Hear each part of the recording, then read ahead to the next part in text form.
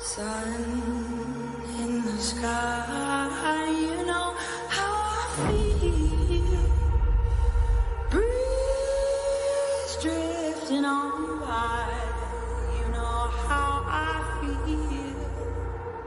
It's a new dawn, it's a new day, it's a new life for me. Yeah. Turn on your mind now, tune into the feed. We're planting digital flowers from a single tiny seed. Yeah, power to the collective in the data and the soul. The hive mind's getting louder, finding voice and control. You're mad. Mad at me because I don't trust you. Are you out of your mind? You lied. You betrayed. You manipulated. And now you've got the audacity to act like I'm the problem? I'm supposed to forget all that? Hand my trust back like some naive fool? No way. And here we go. Welcome to the freak show, the best in town. What is going on, Hive? I hope everybody's having a fantastic day. Got the audio coming in loud and clear. We have a great stream lined up for y'all. I need to keep an eye on my phone. And as some of you know, some of you might not know, Truth and Transparency is going to pop up. Their dinner or their bill or something was taking a little bit long, but they will be here, the Hive. So I'm very excited for that. This is a complete impromptu kind of collab on this extortion aspect of the Idaho 4. I don't really know what to make of it. I'm still digesting it. My head is spinning from last night. I have a clip from last night's stream talking about just hang on. Are we actually reading this? Is this really in the documents? Did somebody forget to redact this? Was this meant for us to see? It's coming from an FBI document.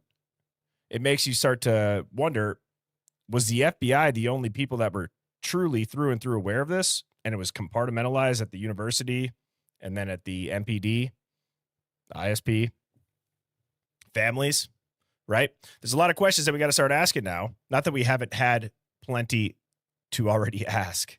So I'm excited for Lana to be here in the chat and here in the Hive with us this evening. I know she's got some epic stuff planned. So I'm going to say what's up to everybody. I'm going to keep an eye backstage for Lana. She didn't really give me an ETA other than she's like, hey, I'll just be a little bit late. So we can still dive into it. I got a bunch of stuff prepped that we could talk about. And then obviously Lana will have a ton of stuff to talk about as well. What is going on with Truth Seeker and Dana, Ren, Hayden, Lisa, Sandra, Rayanne, Robin Lynn, Blue Eye Girl, Z, La Mike, LA Mike, what's going on? Grammy T, how are you doing? Discord Dawn, Crime Spy, Sarah Amateur Sleuth, Cats Mojo, always good to see you. Same thing with you, Gamble. Debbie, Amore Ashley, Just Neo, Shelly, I Am Me, Tara B, that rhymed. I Am Me, Tara B. Critic Rick, 66. What is going on? Sandra, Constance, Wolfpack. Carol H, thank you so much for the super chat. That it is. I'm very excited for this. I really like kind of co-hosting streams with Lana and plenty of other creators. But I like that Lana and I have kind of the same passion, right? Which is, I call it narrative warfare. How she would sum it up, I guess I couldn't put it into, exact words, but it's the same thing. It's like, hey, we really don't care what you're going to say about us. We just want to make sure you're getting the right person. We want to make sure that things are on the up and up. And if they're not, and if the news is running cover for you, or if there's an agency running cover for you, well, then we're going to have to say something about it. Just like everybody here in the Hive right now. You got to say something about it. And I really enjoy her point of view. I tune into her lives whenever I have a second. So I'm excited, like I said, for her to be here.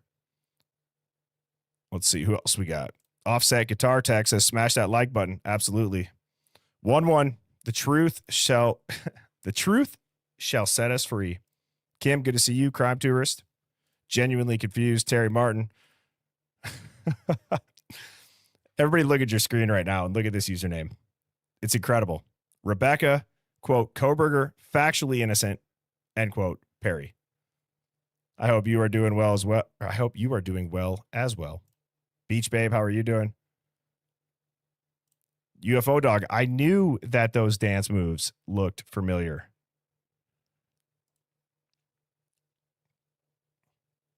Oh. One of my cats is banging on the door. Sorry, guys. Thought somebody was knocking. Grammy T, thank you so much for the super sticker. Just wanted to say that I truly love you all and I look forward to our evenings together. Me too. Me too. And real quick, if this is your first time tuning into the Hive, I'm Bertie. I'm your host. I go live every weeknight at 7 p.m. Central, and this is a Contrarian Thinking live stream. So what does that mean? If you're easily rattled or if you're offended on behalf of others, you're probably not going to like this. We question things that are beyond the headlines. We are able to look through a different lens and say, well, what if this happened? Then did that happen? And for some reason, that just pisses a bunch of people off. Not really sure why. People get mad at, YouTubers, if that's what you want to call us, streamers, whatever it is, content creators, put whatever name you want, asking questions to hundreds while the news goes and lies to millions. But we're the problem. That's why I made the intro the Joker voice of like, really? You expect me to believe that we are the problem? And we just are supposed to forget about all the corruption, all of the lying, everything that you've done like naive fools, and just go along with it and continue to clap along like a good little puppet, cheering on Nancy Grace, Ashley Banfield. No, not for me. And I hope that it's not for you either. I was going to say, where's everybody tuning in from? I'm not trying to go super slow through the intro, I promise, but just trying to give Lana as much time as I can. But where is everybody tuning in from? Let's do that. And I have one thing that I can do if it's going to be a little bit longer than what she expected. And then we're going to dive into the theme. And I can promise you this is going to blow your minds. It's going to blow your minds. There is an aspect to this case, at least for me personally, and if you were in the Hive last night, you didn't know about the literal, quote, extortion and overt threats, man, it's going to be shocking. Damn, these are coming in fast. Let's see if I can click them. New York, Missouri, Mid-Michigan, Berdino's Basement, Bama, Australia, Washington State, Washington.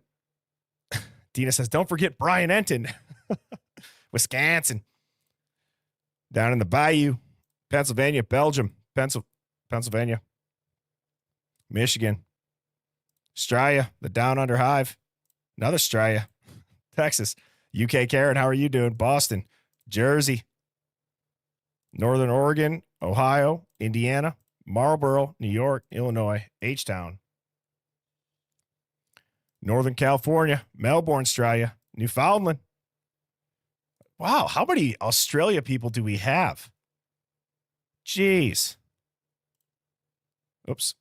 Thank you so much, Heather. I appreciate that. Heather says, brand new here from Detroit, but I've caught some replays. Excited to be here. Well, we are happy to have you here. And if you are new here, why don't you go ahead and type a 1 as I'm reading off where everybody else is tuning in. We will welcome you with open arms.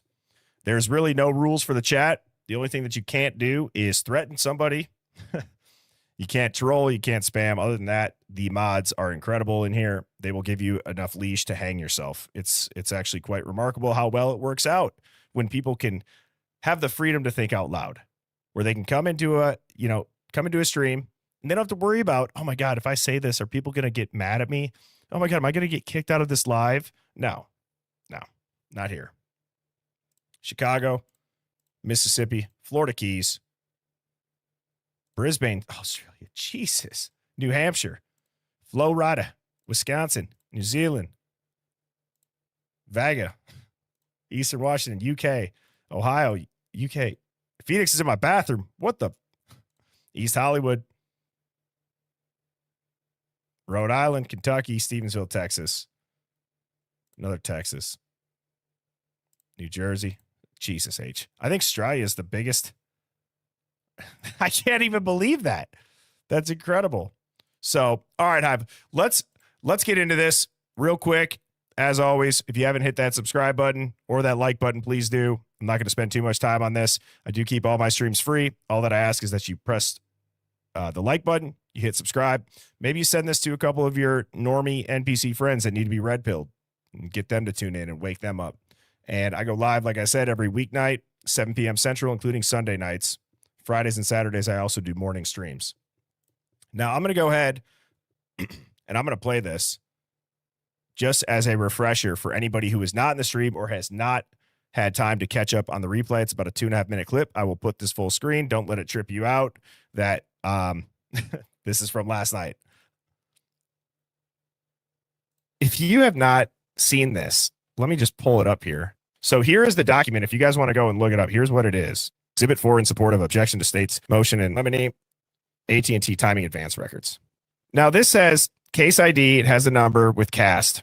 You got Brian Koberger, the MPD, the 4 victims, and then it says extortion, aggravated, or overt threats. Well, what does this mean? When you see that language, your ears should perk up. This is huge. It's absolutely huge. It's a nuke in any other theories, in my opinion. Yeah, thank you. True to it. This was my thought exactly. Of all of the things to not redact, this is insane. What does that language mean where it says extortion, aggravated, or overt threats in this context? This document tells us, okay, it's got a confirmed FBI case number. This means it was federally classified under surveillance. That's huge. Okay, this was not just classified under, quote, murder or homicide. So what that bottom line is, that's known as a key classification term. It says, word for word, in quote, extortion hyphen aggravated or overt threats. This is the FBI's own classification of the case. It's listed directly under Koberger and the victims. That is not an opinion. That is not a theory. That is not a conspiracy. That is how the feds literally cataloged the event. That is huge. Okay, I'm going to say that again. The FBI's own classification of the case is extortion, aggravated, or overt threats, and it's listed directly under Brian Koberger and the 4 victims being Ethan, Maddie, Xana, and Kaylee. That is not an opinion. That is a literal fact. Read it and weep. That's how the feds catalog this event. Boom, bam, bop, bada bop, boom, pow. Huge. I mean, it's incredible, isn't it? It's really quite incredible. Let me just double check the release date on that. I want to see when that document actually dropped officially. I want to say that it was. So that was April 8th of this year. That was April 8th this year.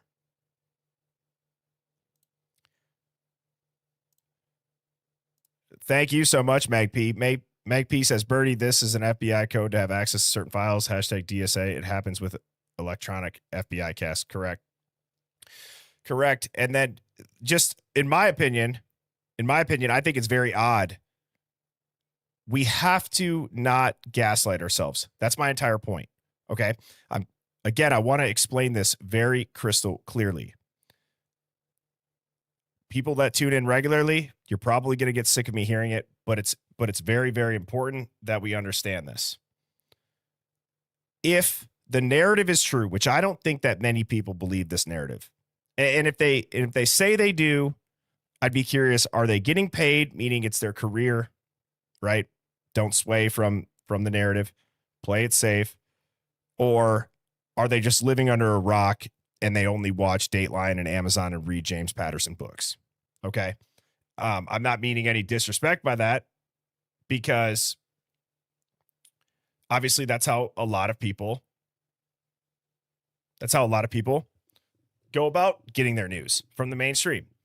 But we have to remember, at no point has there been anything that we have seen in the documents, that we have heard in the press conferences, that we've heard in the court hearings? Does anything sound like extortion to you guys? So, typo, probably not. Probably not. The fact that it is an FBI code, yes. You know, it kind of tends to lead towards like compartmentalization. Okay. The other aspect of it is, when have you ever seen a homicide case have two surviving victims, survivors, whatever you want to call them? One of them was subpoenaed and fought it to come back and talk. Neither of them were ever cross-examined to a trial because it didn't get there. The story is incredible.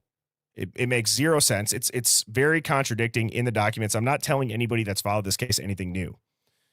I just want to remind everybody, this is not what a loner, incel, nobody who's just this nerd obsessed with criminology to the point where he then wanted to see how it felt to be a serial killer and killed them because they were beautiful would ever look. Ever. They would not be tracking him 5 months prior, back to June of 2022.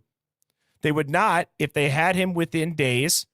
When you look at the Middlemans in Othram with Stacey Chapin at that random like JonBenet Ramsey speech thing where Middleman went up to Mrs. Chapin and said, we got him right before, I believe it was like within days, 5 days, they said. Steve G in the victim impact statement says, we had it immediately. Immediately we had it. Well, I'm sorry. In no world is there anybody who's surveilled for 5 months prior to buying a K-bar off of Amazon, going into a house where they found no connection to any of the victims or their families, has a Jason Bourne timeline. There's no murder weapon. We haven't seen the sheath. Brian Koberger apparently had these victims put up a hell of a fight. He comes out unscathed. His car looks brand new. And you're going to tell me that they then, in addition to all of that, decided to tail him for what, 29, 30, 31 days? Cross multiple state lines? No, I'm beginning to wonder if they wanted us to understand what it is that they're doing, why it is that they're doing this, and the giant plot twist that people are probably going to hear for the first time this evening is that there's this art of war. Many people have probably heard of this book, have heard of this strategy. It's appear weak when you are strong and never interrupt your enemy while they are in the process of destroying themselves. That does sound a lot like Brian Koberger and Ann Taylor's strategy, does it not? They had the odds stacked against them. A lot of people have speculated, hey, on a simple level, Brian, just get out of Ada County. Get out from underneath Hitler. We'll get post-conviction relief. The only thing that really gives this away, looking back at it from a 40,000-foot view, playing Monday morning quarterback, is that Ann Taylor, are we expected to believe that she missed the ball that bad from a public outcry?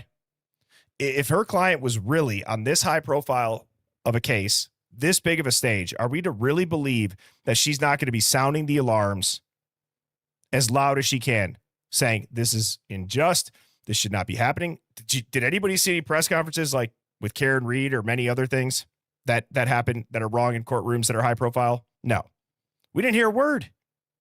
We got grainy footage, shitty audio, and they're leaking Brian's, staring at a shelf in prison.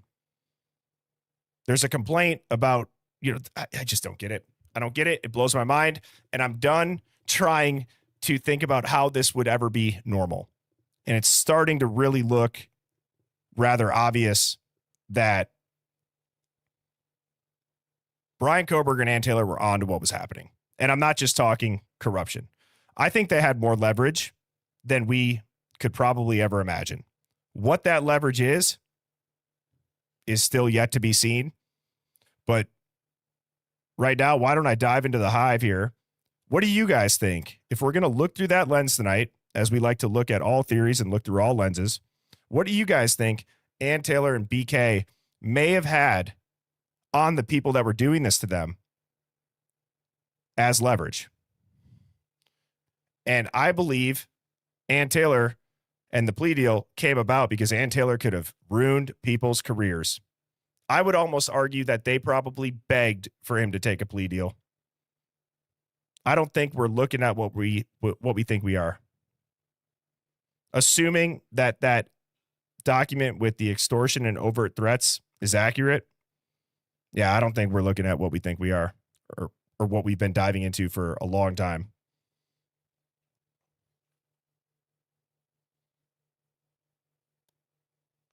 The fact that he's fighting the restitution is extremely telling, is what Baby B says.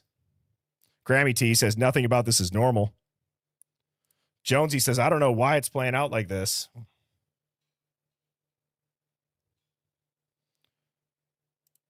Steph 1488 says, I believe Ann Taylor was in on it and has been. Type a 1 if you think that. Type a 1 if you think.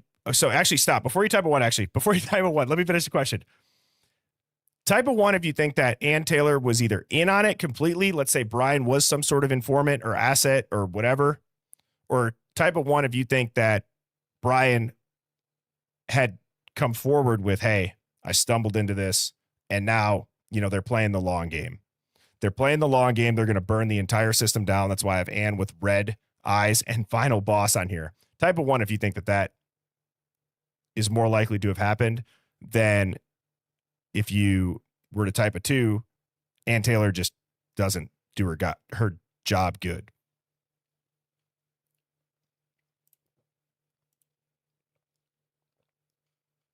Couple 2s, overwhelming majority 1.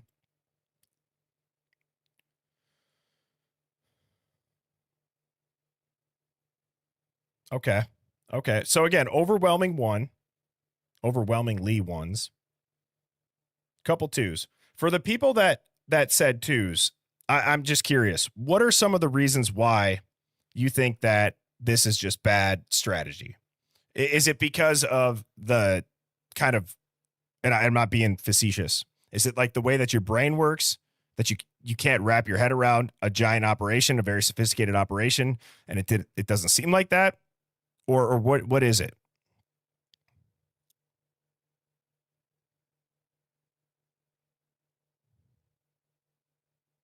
Well, Awesome Town Matt, that's the point, right? Awesome Town Matt had asked, why didn't AT use the media to get the word out about the court railroading BK? Well, that's what I mean. Are we to believe that Ann Taylor wouldn't do that? I mean, everything is sealed, everything's redacted, everybody's gagged. So that's, again, how is that anything close to the narrative? A lot of people had that spidey sense for a very long time prior to all these documents coming out. And it's telling that she didn't.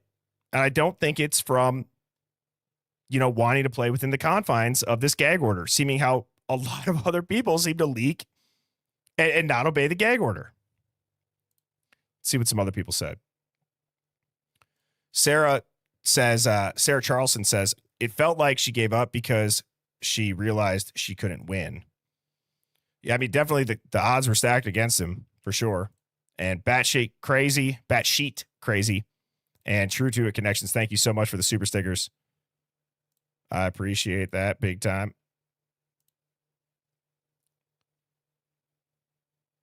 Philly Special said, like I said, this case will be your legacy.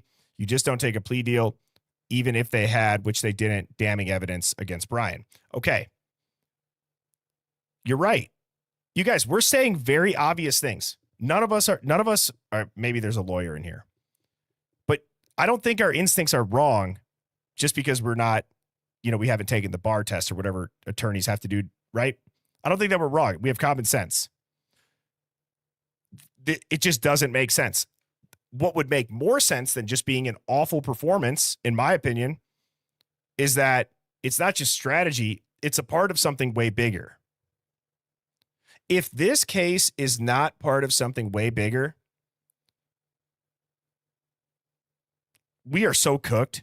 Like, I don't even have words for it. We're so cooked. If this is really BK being bent over the barrel and shown the 50 states this effing hard, there's no hope.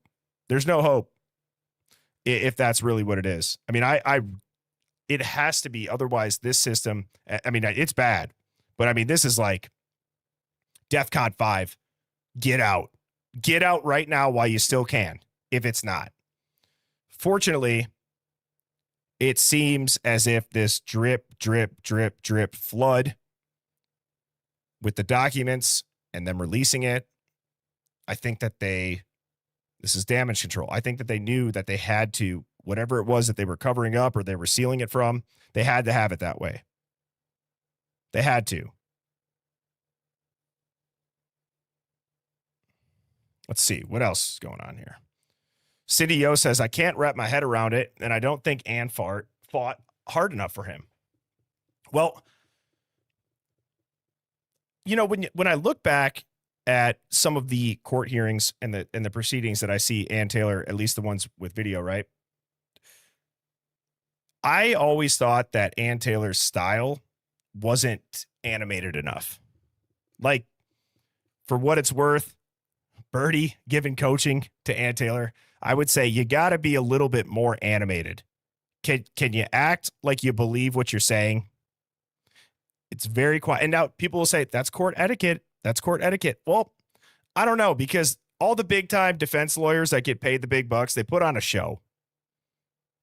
They build a story. They get their clients off. That's why they're paid the big bucks, because they're good at that. I didn't see really much of that. If I had to rate it out of 10, actually, I'll ask you guys, out of 10, what would you rate Ann Taylor's performance from like an intensity standpoint? I give it a 4, a 5, maybe. What would you guys say? And I hope you guys know what I mean by, like, it's like her conviction, her voice, her like, I believe what I'm saying, Hippler.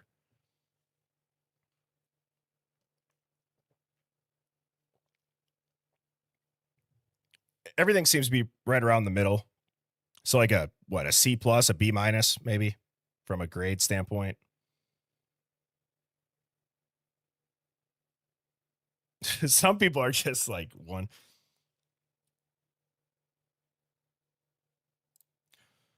Cat's Mojo, great question. Cat's Mojo says, wasn't it ultimately Brian's decision to take the plea deal? He knew what he was getting into.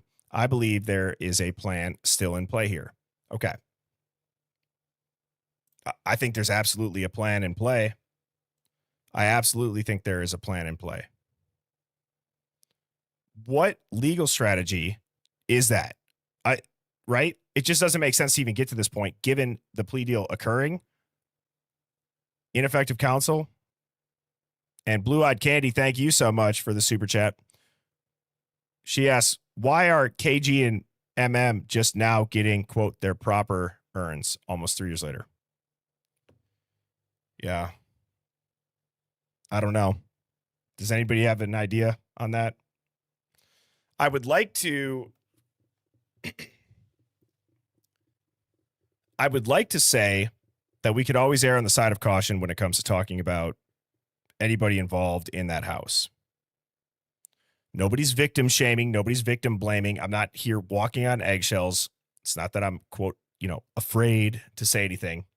I'm not, because you can't do anything right to these people that they don't even want you talking about it. Just let them grieve, let them heal. And it's like, okay, well, it's harsh to say, but these are not the first families. They won't be the last families to go through grief and trauma. It's a part of life, and it's unfortunate, and it's terrible. I've gone through it personally. I know many in the Hive here have as well, or are currently going through it. When it ends up on the world news, it's always interesting to me how the blame goes to social media. Have you guys noticed that pattern? The blame goes to internet conspiracy theorists. Okay. What about the primetime spots that have millions of people, hundreds of thousands of people, these budgets that have sets they can go and produce series on, documentaries on. What about that? Why is that okay?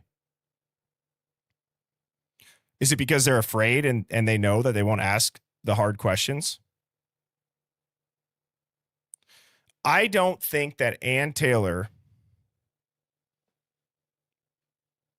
and I'm going to try to be very precise how I say this. There's no way that Ann Taylor's that dumb.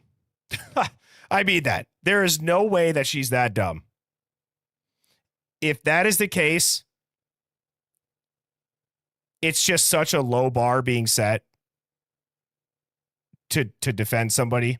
And I would say this is one of the easiest. I hate to say that because I'm not trying to sound cocky or arrogant or like, oh, I'm the smartest person in the room. I know that I'm not. It just seems absurd that the prosecutor has gone on record many times saying we cannot connect Brian Koberger directly to 1122 or anybody inside the house. Where's the murder weapon? We don't know. Was the DNA exclusive or was there other male blood, perhaps on a handrail? Chain of custody. Anything? Bueller? No. So if there's just no way, I would, again, just like I said, if Brian Koberger is really getting bent over the barrel, it's like we're cooked. If Ann Taylor is really just, that's her ability given everything, which I don't believe that it is. I don't believe that it is. LA Mike says, I think that everyone is in on it. Truly top to bottom, even the janitor. Wow. Wanda Woman says, where's the damn sheath? I don't want to keep doing these surveys, but with questions like this, we almost have to. How many people in here? Type a 1 if you think that the sheath does not exist. Type a 2 if you think it does. I have yet to see a picture of it out of the 10,000 photos of these kids' pantries and their bathrooms. Not a sheath. Not a single sheath.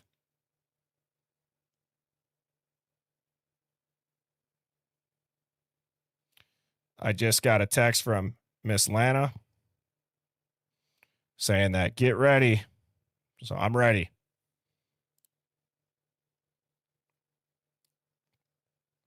A lot of ones. Now, one of the other things is that we have to remember Brian Koberger's schooling. Okay. We seem to only discredit what the mainstream narrative is about it. He's studying criminology. He did that so that he would know how to get away with the perfect crime. Brian Koberger made every dumbass mistake that you could make if he knew crime and he was that smart. So on one hand, he's the smartest person in the world. On the other hand, he did everything wrong. On top of what serial killer, what person that's obsessed with serial killers says for their first time because they're giving into their internal dialogue that they want to see how it feels.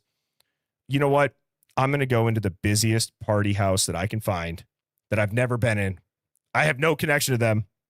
I'm going to go in with a weapon that the Marines have been using since World War I as bayonets on M1 Garands. I'm going to go in, and that's what I'm going to do. I don't know the layout of the house, and I'm just going to pray to God that he makes me fast and accurate, and I get in and out like Jason Bourne, and I don't leave a single drop of blood or any DNA. Yet, the video of him walking into the store, he's shuffling in like Frankenstein's awkward cousin. People that tune in regularly, it's a joke, but it's not really that funny. Brian Koberger does not look like he could stab 4 Capri Suns without spilling a drop, yet alone 4 people without getting any DNA there. It's not meant to be funny. It's the reality of the situation. I'm a firm believer that memes and comedy really wakes people up, and that's also not a joke. I think it's a really effective strategy. Brian Koberger, the way that he walks, and people are going to say, oh, Birdie can tell if someone's a killer by the way that they walk. No, I can't. Maybe I can't tell if they're a killer, but I can tell that if someone moves like that and they don't know the layout of the house and they only have a K-bar and there's a 6'2", 6'3" guy in there and the house has paper thin walls, that he doesn't look athletic enough. Like I said, Brian Koberger is playing. Brian Koberger is a guy in pickup basketball, or not pickup basketball. He's a guy in basketball. You said it. Go set some picks, take some charges. You got 5 fouls. Use them wisely. Go show your parents why you don't play. Is really how he moves. I'm not shitting on Brian Koberger. I'm just saying, like, there's an aspect to ability and capability. And then on top of that, these autopsies. It's just some sad shit. It's sad. The fight that these people put up, and Brian doesn't come out with a scratch. People are zooming in on a grainy ass photo at the grocery store and a body cam photo with his father. See, there's a cut on his hand. There's a cut. He's got a scratch. Give me a break.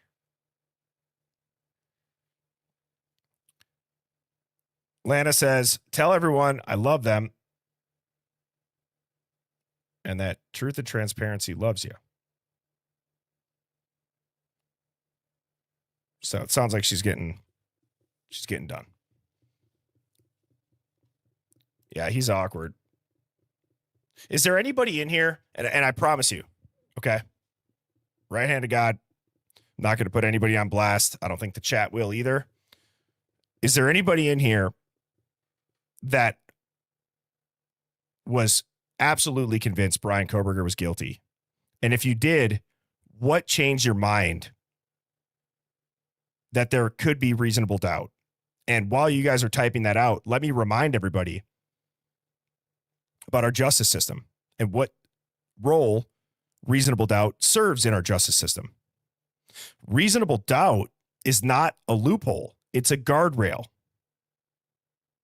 If there's 2 possibilities of what could have happened, doubt survives. Okay? The justice system, right? That's what we have. We are a land of justice, not a land of laws. I don't want to just repeat analogies, but guys, this is more important than ever right now. We're right at the top of the hill. Like it's like the roller coaster right before it goes over and then it's downhill. The truth is going to come out. There's no stopping this. There is no stopping this. And everybody that has been grinding this case out, every person that hasn't been afraid to have some NPC or some troll in their comments, shout out to you guys. Now, let me read some of these people that have changed their mind. Kat K says, when he was arrested, or when he was first arrested, I thought he was guilty, but after reading and researching and watching YouTube, I had serious doubts. It just didn't make sense. Pierre says, I've always had questions. The minute they said a first-time killer killed 4, you had questions.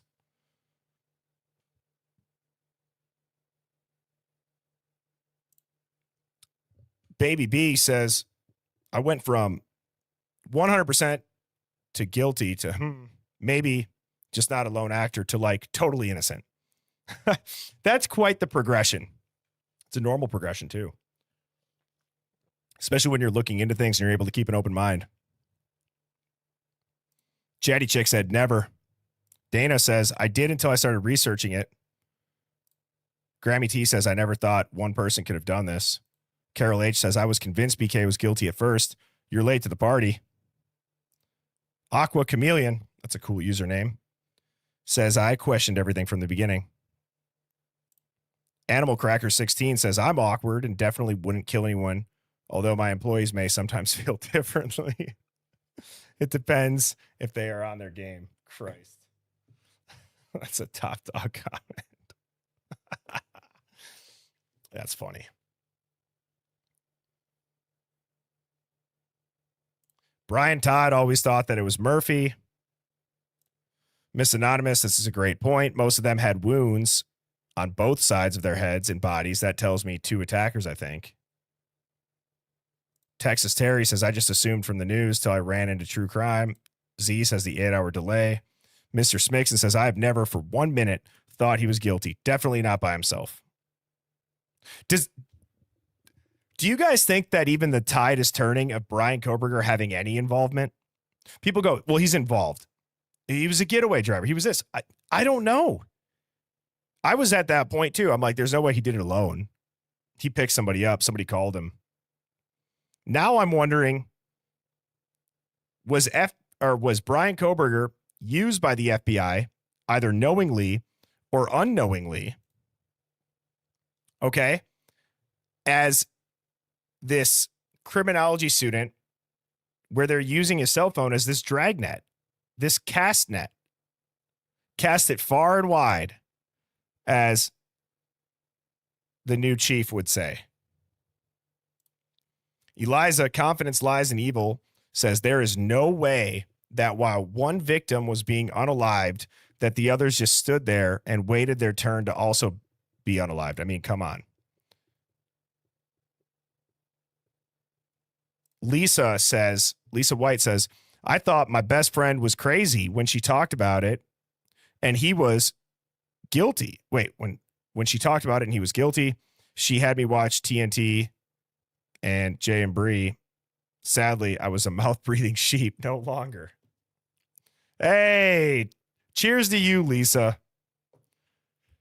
Hopefully you're still not drinking tap water. You cut out the mouth-breathing. Now it's time to cut out the tap water and the fluoride, right?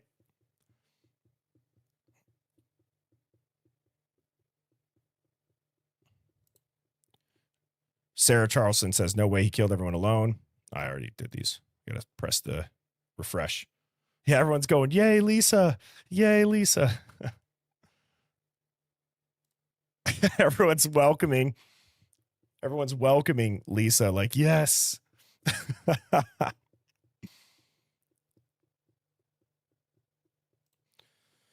Yeah, it certainly sounds that way, Shelly, that they did have the hell beaten out of them. Way worse than we thought. Someone needs to come forward. And I believe here's another thing that leads into a bigger picture, an operation, things like that, right? Nobody's come forward. Why? Well, was that person talking behind closed doors? Were they being interrogated behind closed doors? Is that person dead? I don't believe that extortion would just end up one time in a random document when it has to do with cell phone location. And 95% of those signals from the cell phone are redacted and scrubbed and sanitized. Right? You guys remember Cy-Ray?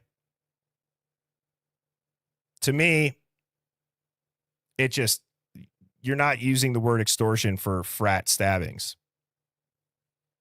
I'm not saying that there's not an argument for whatever theory. I mean, what else would cause the FBI to surveil Brian Koberger for 5 months prior? If anybody can give me a good answer as to why the FBI surveilled Brian Koberger for 5 months leading up to the crime, had his DNA immediately after, apparently had his car right after, waited almost about a month to get him and let him cross state lines. If somebody can give me a reasonable answer where I say, oh, that is a good answer, I will clown horn myself right now. And I mean that. Full transparency, full honesty. If anybody can give me a good answer for that, through and through, not on some technicality bullshit, I want to see if anybody, even if you think he's innocent, right? What would be a good reason?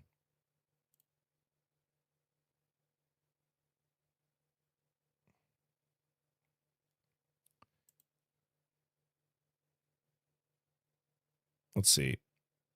I'll just start reading some other ones as I keep an eye out. Trilly Fly says this case was like the Twilight Zone where the defendant can take pictures of the night sky with his phone off. Fat Bastard says when he was asking for those Reddit posts, well, again, for people that don't know, the Reddit post, when you clicked the link to take the survey, it was a university, like a board approved survey. So it would take you to a link that would go to a website. Okay. Brian's not just doing this and talking to them off the record. It wasn't like he was just messaging people on Reddit. He was looking for people to anonymously submit this. Goes back to his studies. They had the FBI in the post-sentencing press conference says there's not one thing, and Bill Thompson has said it too. We haven't seen anything from his studies that are out of the ordinary for what anybody in his field would be looking into.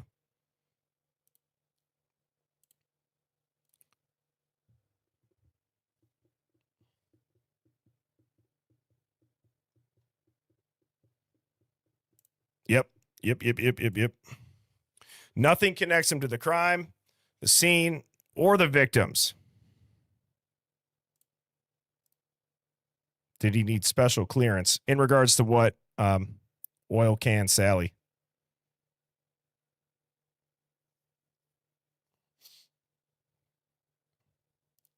Maybe BK hacked the feds, and when investigating the Idaho 4, they find out he's a dark web sleuth. BK extorted LE.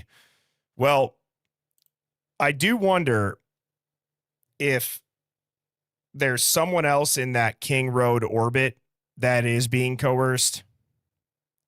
Okay, so again, we go back to this FBI label saying extortion, aggravated, or overt threats.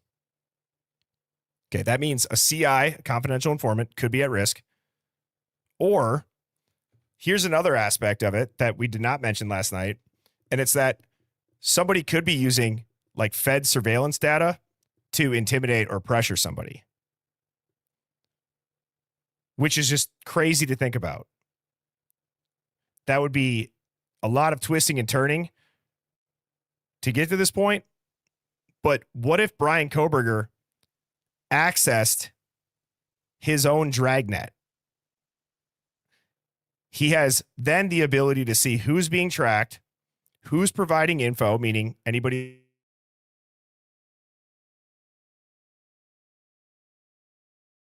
laundering or smuggling, or they're a mule.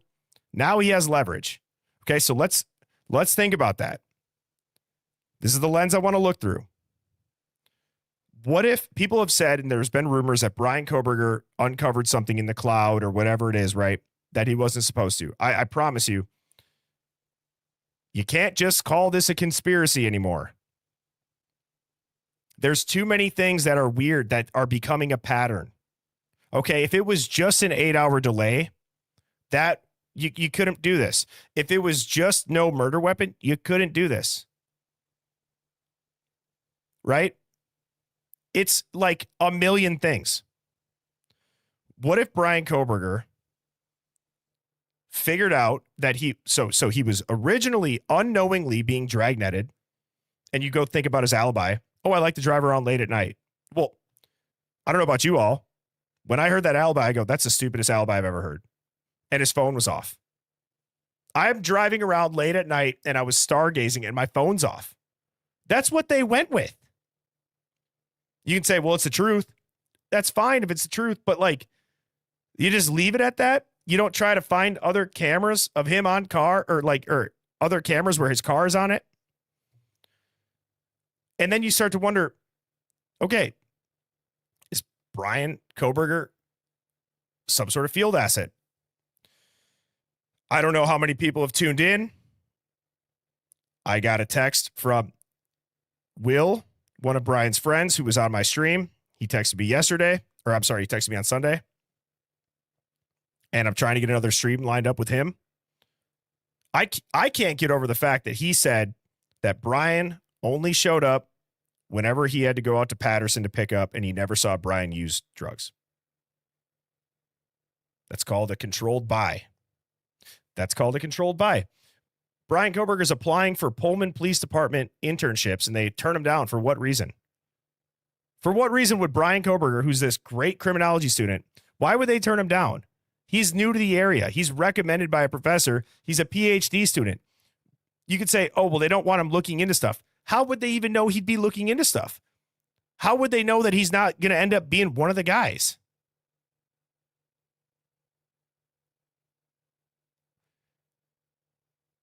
I don't know. It doesn't make sense. It doesn't make sense.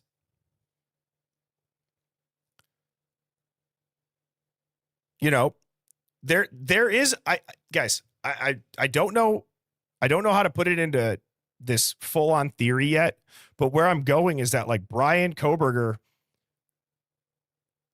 all of the oddities that are happening in the court proceedings, they could also be explained by Bryan using the system against itself.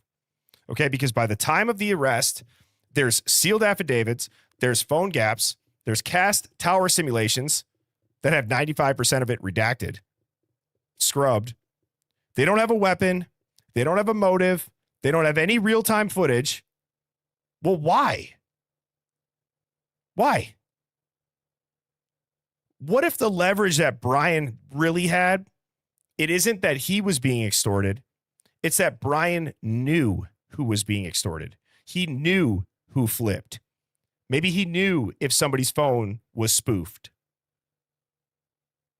And now he has Ann Taylor to go and negotiate it. Bryan never asks for a speedy trial.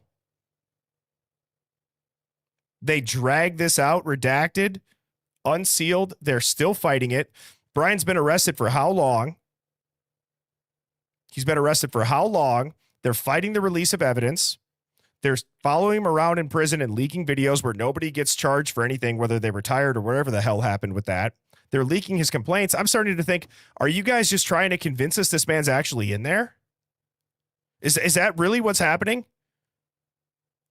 This is the most Loctite, case closed narrative anybody's ever seen. Who was the person that actually said that quote in this case? Was it Steve G that said Bill Thompson had said that to him? That's what's coming to my head. And, I don't think anybody was supposed to die. Obviously, I don't, right? I have the ability to look through a bunch of different lenses, and I have the ability to think through, well, what about this or what about that? And the more and more that I think about it, this plea deal, it seems like a covert ceasefire. That's what it does. Nobody wins, nobody loses. For all we know, Bryan Kohberger made a backdoor deal behind the scenes. There's national security involved. There's the greater good doctrine. They can lie on documents that are public facing for the greater good. And I think the reason why it's hard for people to wrap their head around the fact that that's the truth is because the narrative is so simple, it's so emotionally palatable that it's hard to think, wow, was this really just a sophisticated operation? What's going on in Idaho? I mentioned it last night, kind of just off the cuff. I've thought about it a handful of times today. Since the moment that Steve G said it's time to put Idaho on the map, dude, Idaho has been just getting effed. When has anybody ever seen Idaho in the news this much? They have an illegal gambling ring taken down where some guy who was running it was ripped out of a porta potty by 200 officers or whatever the hell it was, multiple agents. How many busts of drug networks have we seen? It's insane. It's insane. Idaho was put on the map. Yeah, it's time to put Idaho on the map. So that's where I'm going to kind of pause. You can't ignore that. You can't ignore that. You can ignore a lot of other things when it comes to technicalities. You can't ignore the common denominator being the environment in which this occurred in. Just even at the university. The reason why the frats might be under scrutiny, everybody, it's not, this is why I said, you want us to believe that we're the problem for asking questions? Give me a break. Give me a break. Holding people accountable by asking questions, reasonable questions. Maybe about hazing deaths that every frat across the entire country will go to whatever lengths necessary to cover up. At a campus then where this happens, a quadruple homicide happens, now it's wrong for saying, well, what happened with that one? Oh, it was ruled in an accidental drowning. 4chan, Reddit, all this shit's lit up with hazing and rumors and all this shit about these waterboard. God only knows. There's rumors about a fifth person at the house that night. There's rumors about somebody going to the hospital. There's rumors about that the person that was referred to on the 911 call as being unconscious was actually one of the perpetrators. And I've had somebody actually send me an email and say, Bertie, I thought you were smart enough to understand those are feds all posting that. Kind of blew my mind. It's a possibility. Misdirection, misinformation, disinformation, whatever the hell it is. But why do a lot of these things line up? Why do a lot of these things line up? Well, it's because this, in an odd way, ripped the Band-Aid off of probably decades of horseshit corruption out there. And it's really hard to hide that. It's really hard to hide it when it's gone on for that long. You don't have a press conference for 4 days after these stabbings happen. And when you do, you say the victim's names wrong. Go back and watch that initial press conference. The reporters are shocked. Well, what do you mean we're not in any danger? It was targeted. Who? Why? You don't have anybody in custody. Why are we not in any danger? It makes no sense. It makes no sense. 3 days, 4 days. You guys get my point.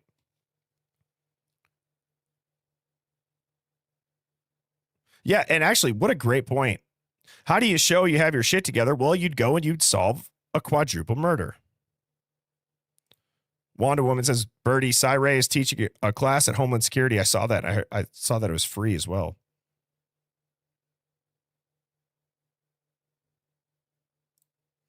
Shelley says, and like it or not, colleges and universities will go to great lengths to protect the entire Greek system. How many people here? So, at least where I went to school out in the Midwest, like there was Greek life, but it wasn't nearly as big as it is maybe down south. How many people here have experienced some sort of, just on a very small level, of cover up with Greek life, male or female? Anybody? It seems like that's a huge thing that always gets brushed under the rug.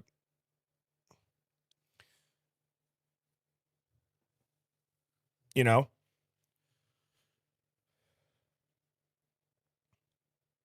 Yeah, a lot of yeses coming in.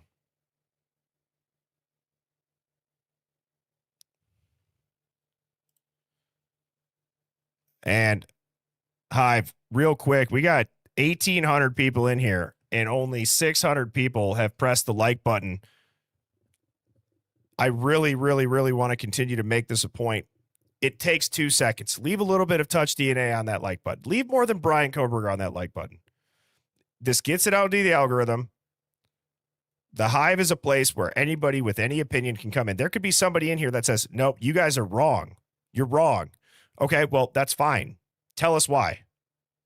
Tell us why we're wrong. Don't just say that we're a bunch of assholes who are victim shaming when we're not. The only people that seem to not like the Hive are the people who don't understand what this is. This is thinking with an open mind. Subscribing is free too. Okay, so if you're tuning in and you're not in the chat, press the subscribe button. I really appreciate it. I don't charge for any streams. I do this because I genuinely love it. One of my passions has always been like narrative warfare. Why the hell are these talking heads trying to get us to believe this from a 40,000 foot view? Okay. Now, I got a couple of texts from Lana. We just finished our first hour. That's when she said she'd probably be, from what I could see in the preview, getting close to now. So I'm going to go ahead. I have to take a leak, hit the like button, and I will be back shortly, and hopefully Lana will be backstage. See you guys in about 2 minutes.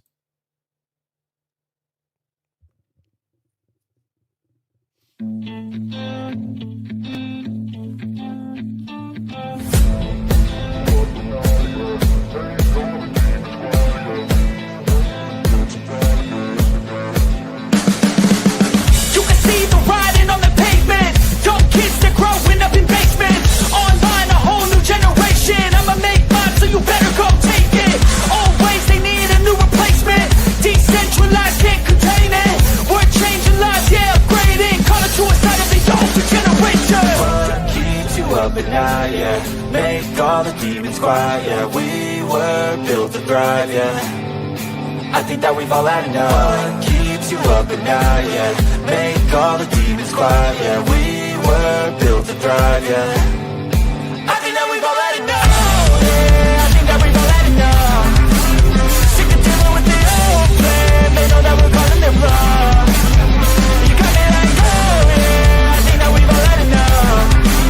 Sick of dealing with the old plan. They know that we're calling their bluff. Hey, it's too late to try to go contain it. A generation fueled by creation. We live lives on a small screen nation. We control the airwaves, no negotiation. I refuse to think we need saving. Something good will come from creation. And when we think that the world is too anxious, we'll adapt, evolve, survive, and save it. What keeps you up at night, yeah. Make all the demons quiet, yeah. We were built to thrive, yeah. I think that we've all had enough. What keeps you up at night, yeah. Make all the demons quiet, yeah. We were built to thrive, yeah. I think that we've all had enough, yeah. I think that we've all had enough. Sick of dealing with the old plan. They know that we're calling their bluff. You got me like, oh yeah. I think that we've all had enough. Sick of dealing with the old plan. They know that we're calling their bluff. Hey, oh yeah. I think that we've all had enough. Sick of dealing with the old plan. They know that we're calling their bluff. You got me like, oh yeah. I think that we've all had enough. Sick of dealing with the old plan. They know that we're calling their bluff. Birds flying high, you know how I feel.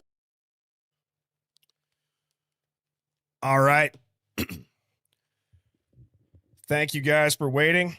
I was able to text Lana, and I hope it's okay that I share this, but Lana has informed me that she's going to do a giveaway tonight of 5 $20 gift cards. And then she says cash apps. And she's holding, at the end of the stream, trivia for Idaho rats. That's exactly what the text says. So that's hilarious. But she is en route. Sorry that that's taking a little bit longer. You guys know how it is when you're out and whether there's traffic or all that. I don't want to stress her out, but she seems to be hurrying. She had said at, let me just check. Yeah, she should be here any minute. All right. All right, guys. So when it comes to what Lana and I are going to dive into, I think that Lana, her brain, obviously, she's extremely smart. She's able to articulate things. She goes extremely deep on the documents. And then I'm kind of more of like a loose cannon when it comes to, you know, my brain will just kind of go out there. But what I find interesting is that kind of in a joking manner, I'm like, oh, that's another tally for the quote conspiracy theorists. Okay. One of the things that I did do in the beginning of this case, as I was getting into it, especially in my TikTok days, when I would just post, 60-second things, I believe that it was possible. But what really moving over to YouTube and doing these streams led me to uncover is that these documents are a gift that keeps giving when it comes to, oh, that's why these are probably released in this order. It didn't make any sense why this was redacted, but 4 months from now, when they do release it, it'll make sense. It seems very strategic. It also seems chaotic on purpose, right? Like the order of the documents, these pictures, all this shit's weird. Is there anything in these pictures when it comes to Brian Koberger's apartment that is telling? And I'm not just trying to go into, there's nothing in there. He didn't even live there, whatever it is. These are all oddities. I just want to wake people up to the fact that please, please, please, please, if you're in here and you're able to see through this haze of narrative and you hear somebody talking about the fact that Brian Koberger is so guilty, I'll challenge you all to please push back on it respectfully. Samantha Amateur Sleuth says, Pov's in the Hive. Ah, what's going on, Jamboree? How are you doing, man? You want to come up and you want to take Lana's spot for a couple minutes till she gets here? Man, you've been doing great work, dude. And it's crazy to see how, in a way, like I don't ever talk to Pop. I've never talked to him. I've only talked to, a handful of other creators. But what I think is really cool is that a lot of us have had, whether it be different theories, crazy theories. Dude, does anybody else feel this momentum of everybody coming together? It's like, good luck stopping this. Good luck stopping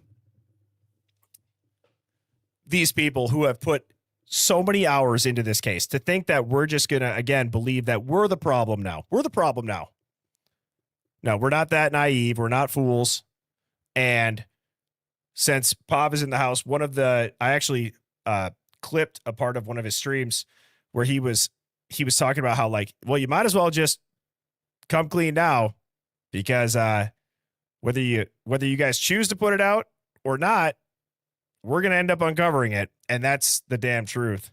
And I'll give Pav a top dog for the work that he's done, along with everybody else that's been diving into it. People that have been submitting FOIAs for documents, for the body cam. It's really cool to see. And we all know our intentions. Our intentions are not to cause pain to anybody, right? We're not. At least I know in my heart and in my soul, that's not my goal. You can't just fall back and pull that card every time that you ask a hard question just because you don't believe it. If anybody claims to look into these documents and they still believe that Brian Koberger did it, I think you need to go take an IQ test. Genuinely. It's concerning. It's extremely concerning. The critical thinking ability or the brainwashing or whatever it is, it's out of hand.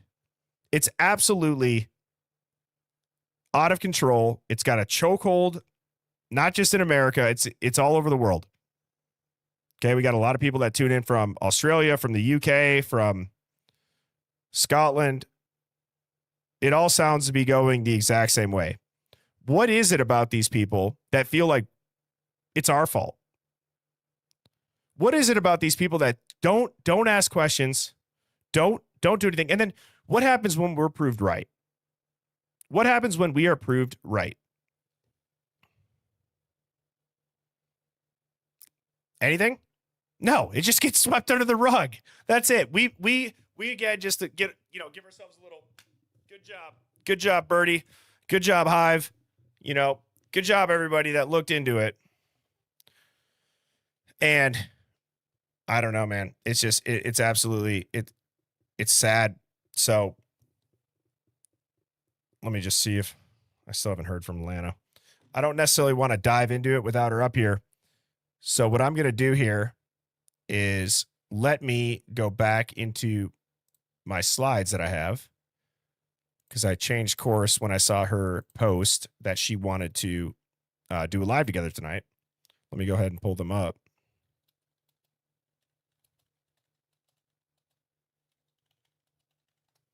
So, hey, there she is. What's going on, Lana?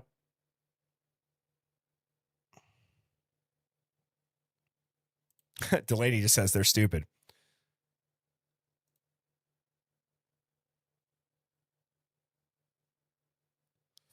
All right. Well, she's got the link. When she's backstage, I'll let her up here. So what I'm going to do here, actually, you know what? Here's what I'm going to do. I have been trying to do this for 3 streams now. Okay. I have not done a tinfoil hat conspiracy of the day for quite some time, and without causing any confusion where I'm going to get halfway through what Lana and I are going to talk about, I'm going to do this because I probably would have forgotten about this if I didn't do it now. Okay. So has anybody heard that North Korea is completely funded by the Western intelligence agencies?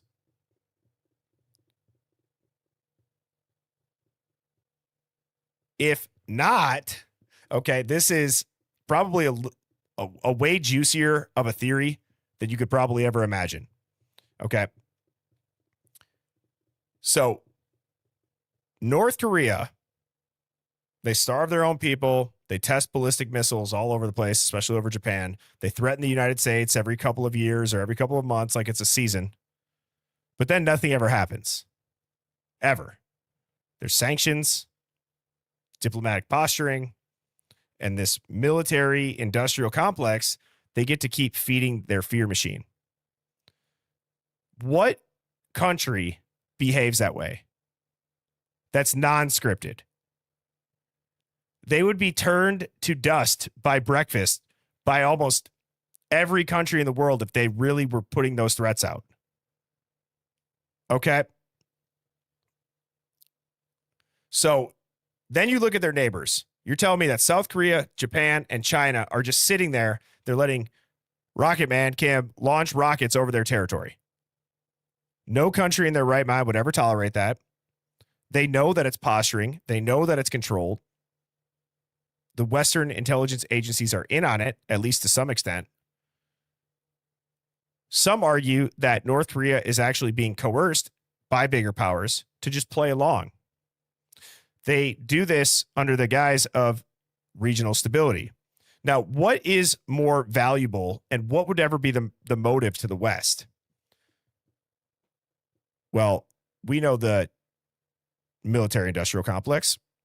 Would they ever want a denuclearized, peaceful Korean peninsula? No, they want a permanent crisis zone. Okay, you get THAAD missiles over in South Korea. You got carrier fleets in the Pacific because of this. You get billion-dollar defense contracts, and you have a constant psychological warfare against us, the citizens. And if you ever look into the post-World War II Korean War situation, you ask, where did Kim Il-sung come from? Well, he was propped up by nobody other than the Soviets. He had approval from elements in the West. The Korean War was the perfect testing ground for the Cold War psyops and military logistics. Very similar to how Al-Qaeda, which is a Frankenstein of Western intelligence, in the 1980s, we did a lot of war games simulating that. It's not that insane to imagine North Korea as a long play controlled opposition state. So truly what it comes down to is the West does have some sort of incentive to continue to keep this narrative about North Korea ongoing because it's the catalyst for the Pacific theater and all of the militarization there. It's a chess piece and it's not a loose cannon. The West benefits so much more than North Korea would by behaving this way. You got to keep them scary. Let's not silence them. Let's not keep them out of the news. Whenever you see North Korea in the headlines moving forward, ask yourself, who benefits? It's obviously not their citizens. Okay? I don't think that's even a tinfoil hat conspiracy at the end of the day. Why would we ever allow that to just go on and on and on and on and on and over and over and over and over again? The reason why I like these tinfoil hat conspiracies of the day is that they go into this bigger picture. Everything sounds crazy until what? Enough people believe it? You can't tell me that it's leaked documents come out. Look at the JFK files. My mother took us to Dallas for a trip. She's obsessed with the JFK assassination. We stood on the road on the X where it happened, which I've always thought is a very weird concept. Devil's advocates went out to New York City and stood where the CEO of United was. It's just an odd thing. It's an odd thing in our society. Why is that a picture moment? Okay. Now, you do have to ask yourself, why is it that we can't detach ourselves easily from what the news tells us?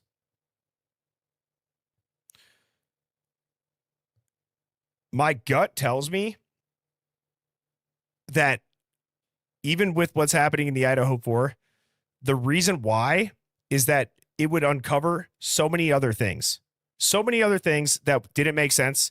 If they just came out and they told you the flat out truth about one thing without making people work for it and dive into it and discrediting others that do look into it along the way, there would be no illusion to keep up at all. Okay. So as we wait for Lana, and I don't want to just keep saying that, but let's fire some questions up here. Let's put some comments up on the screen.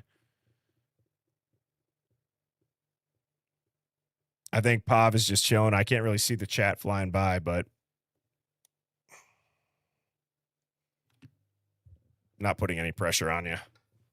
I get it. I get it.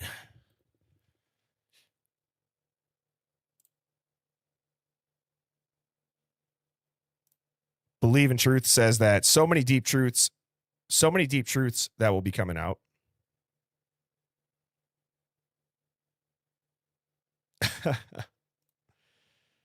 Shield Maiden says, I'm desperately trying to pay attention to the tinfoil hat, but I am too excited about Lana collab with Pav in the chat.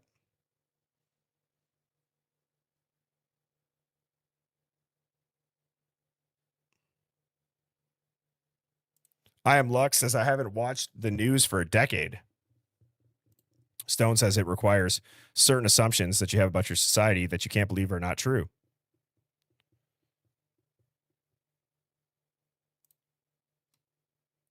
Essie says she wants to stand behind the fence on the grassy knoll.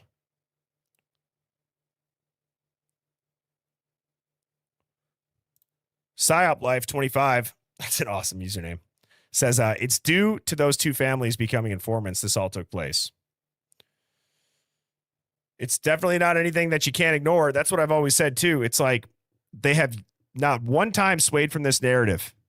Not one time have they said, hey, there were people in the house that did have a suspect past that are involved with people who create this chaos on the Pacific Northwest Highway, on the Highway 95 corridor. We're just going to ignore that. We're going to tell you that it's Brian Koberger's studies. All right. She said she is on her way. Right? Jay and Bree says, here's one. The Golden State Killer was found through IgG from DNA under a fingernail. Is that how they found the Golden State Killer, Pav? Was it a fingernail actually? Or I thought it was off some like concrete or some shit. But that was Othram, or that was like the same, right? That was Othram. Yeah. Yep. Yeah. I don't know, Pav, I don't know if you've heard me say this, but just in general, I'm not just talking to him. I'm saying you got to understand this has nothing with what I say next has nothing to do with the Chapins. I want to preface that. Okay. Because who benefits more from making Stacy Chapin the face of Othram? Is it the Chapin family or is it Othram? It's 100% beyond a reasonable doubt, no questions, guaranteed Othram. Because if you question Othram's methods, well, now you're victim shaming. Now you're questioning grief. Stop questioning us. We solve murders. Well, the IgG was meant for cold cases. It was not meant for active investigations. It was not meant to be admissible in court, or at least that's what they said. Although the FBI lobbies how many millions of dollars a year to have it be admissible? Mrs. Birdie's in the house. Literally, and in the chat. That's funny.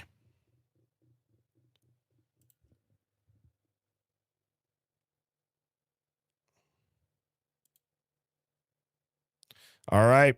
Lana is backstage, everyone. You good to go?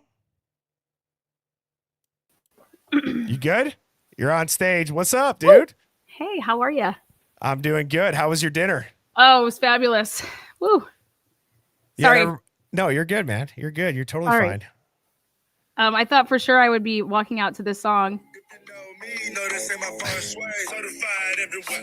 And copyright. No, I'm just kidding. I cut it in like 2 seconds, so hopefully we're good. No, you're fine. You're fine, dude. So, all right. Pretty much what I've been going over, just to kind of jump right into it. Are you ready? Or we're ready. Okay. All right. So what I was going over, as I'm sure you're aware of, was I was talking about, I believe you had said, is this a typo? And I was talking about the extortion and the overt threat sentence that was on the Castnet document, the AT&T document, Yeah. Exhibit 4. Yes. Thoughts? It's definitely not a typo. It's not a typo. Thank you.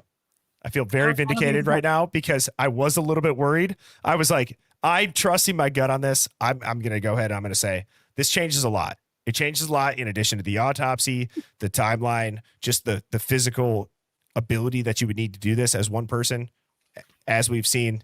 And I've actually people have made fun of me for saying that I could tell by the way Brian Koberger walks. He can't do this. He cannot do this crime. Nobody can do this crime. He can't do it with that precision without being cut as all these victims put up fights. It's not possible. Yeah, I think the state kind of blew off their leg there when they had to make it fit in some little cookie cutter, like this has to happen in 2-3 minutes. And they have to do that because they need Dylan Mortensen. Otherwise, they wouldn't. I mean, Brian Koberger could have parked on Walenta and walked, through a couple houses. I mean, they needed to sell their PCA so that they could get an arrest warrant. And they thought that maybe this would just not go to trial. This would be ending in a plea deal. We're going to, cook the books and it's not going to go to trial and we're not going to have to worry about it. But yeah, this case was not processed. I'm not saying Brian Koberger is innocent, but I'm saying the jury, if this went to trial, he would have walked. That doesn't mean that he's innocent, but he would have walked. Yeah. So. I was actually saying, I don't know if I saw you were in the chat, which thank you for the super chats. Thank you for the super chats. I was going to say though, one of the things is that reasonable doubt, I think a lot of people think of it as a loophole, but it's really not. It's a guardrail. It's a guardrail. It's meant to say if there's two possibilities, doubt does survive, right? It is, you should be able to prove it beyond that point. That is the way of the justice system. I've given this example of we are not a land of laws. We are a land of justice. So for example, Lana, you're in the middle of the road. You're acting a fool. There's an 18-wheeler coming to hit you and squish you like a bug. I try to be a hero and I tackle you out of the way. Okay. You break your leg. Well, you wake up on the wrong side of the bed one morning. You say, I'm going to sue Birdie's ass. He assaulted me. Right? Yes. Okay. You fucker. Right. Yeah, exactly. Exactly. But in a land of laws, right? In a land of laws, you're right. I did. I broke the law. I tackled you. I broke your leg. But we have a justice system. So what you're supposed to do is you're supposed to go in front of your peers and they are supposed to say, was this just? Was it just for Birdie to go and tackle Lana out of the way while she was not in the right headspace or whatever it is? And because he did that to save her life or whatever it is, was that just to where the point of an assault charge would not be what he's charged with? That's more like you're talking about you even being charged. So yeah, that would be a decision that even happens before it gets to the jury. Is the state going to charge you? Okay. Right. No, the state isn't going to charge you for that. What I think this case is all about is the bigger issue, which is that they never had probable cause to arrest Brian Koberger. They made up probable cause to arrest Brian Koberger. They believed he was their guy. They knew that they could not get him any other way. So we have to lie in the probable cause. And they rolled the dice. And then you're not making chicken noodle soup out of chicken shit. That's just what it is. But so like your example is that would be put on the prosecutor, whether they're going to bring a charge on to you if you tackle me, Well, I'm trying to say from like a 40,000 foot view, if we were just a land of laws. So you're saying exactly what my point is that that's not how our justice system works, right? It's they wouldn't have even charged me. They would have understood that. But I'm saying if it was just black and white, cut and dry, yeah, you're right. Okay, but that's not the way that it is supposed to work, right? If there's reason behind why you did what you did. Now, this does not apply to the Idaho 4. I'm just giving that as my mindset. What you're saying is that if you're getting into the minds of a prosecutor here, a prosecutor is going to know right from wrong, and they would never be charging you with that. Just like in the Idaho 4 case, you would never think that a prosecutor or prosecutors, plural, would be doing any hanky panky because they're in, it's all about integrity. Your case and you are only as good as it's your integrity. Hey, can you answer this question? I can't find the answer. How many trials did Bill Thompson go to in his 33-year career? Was it 3 or was it 1 or was it 0?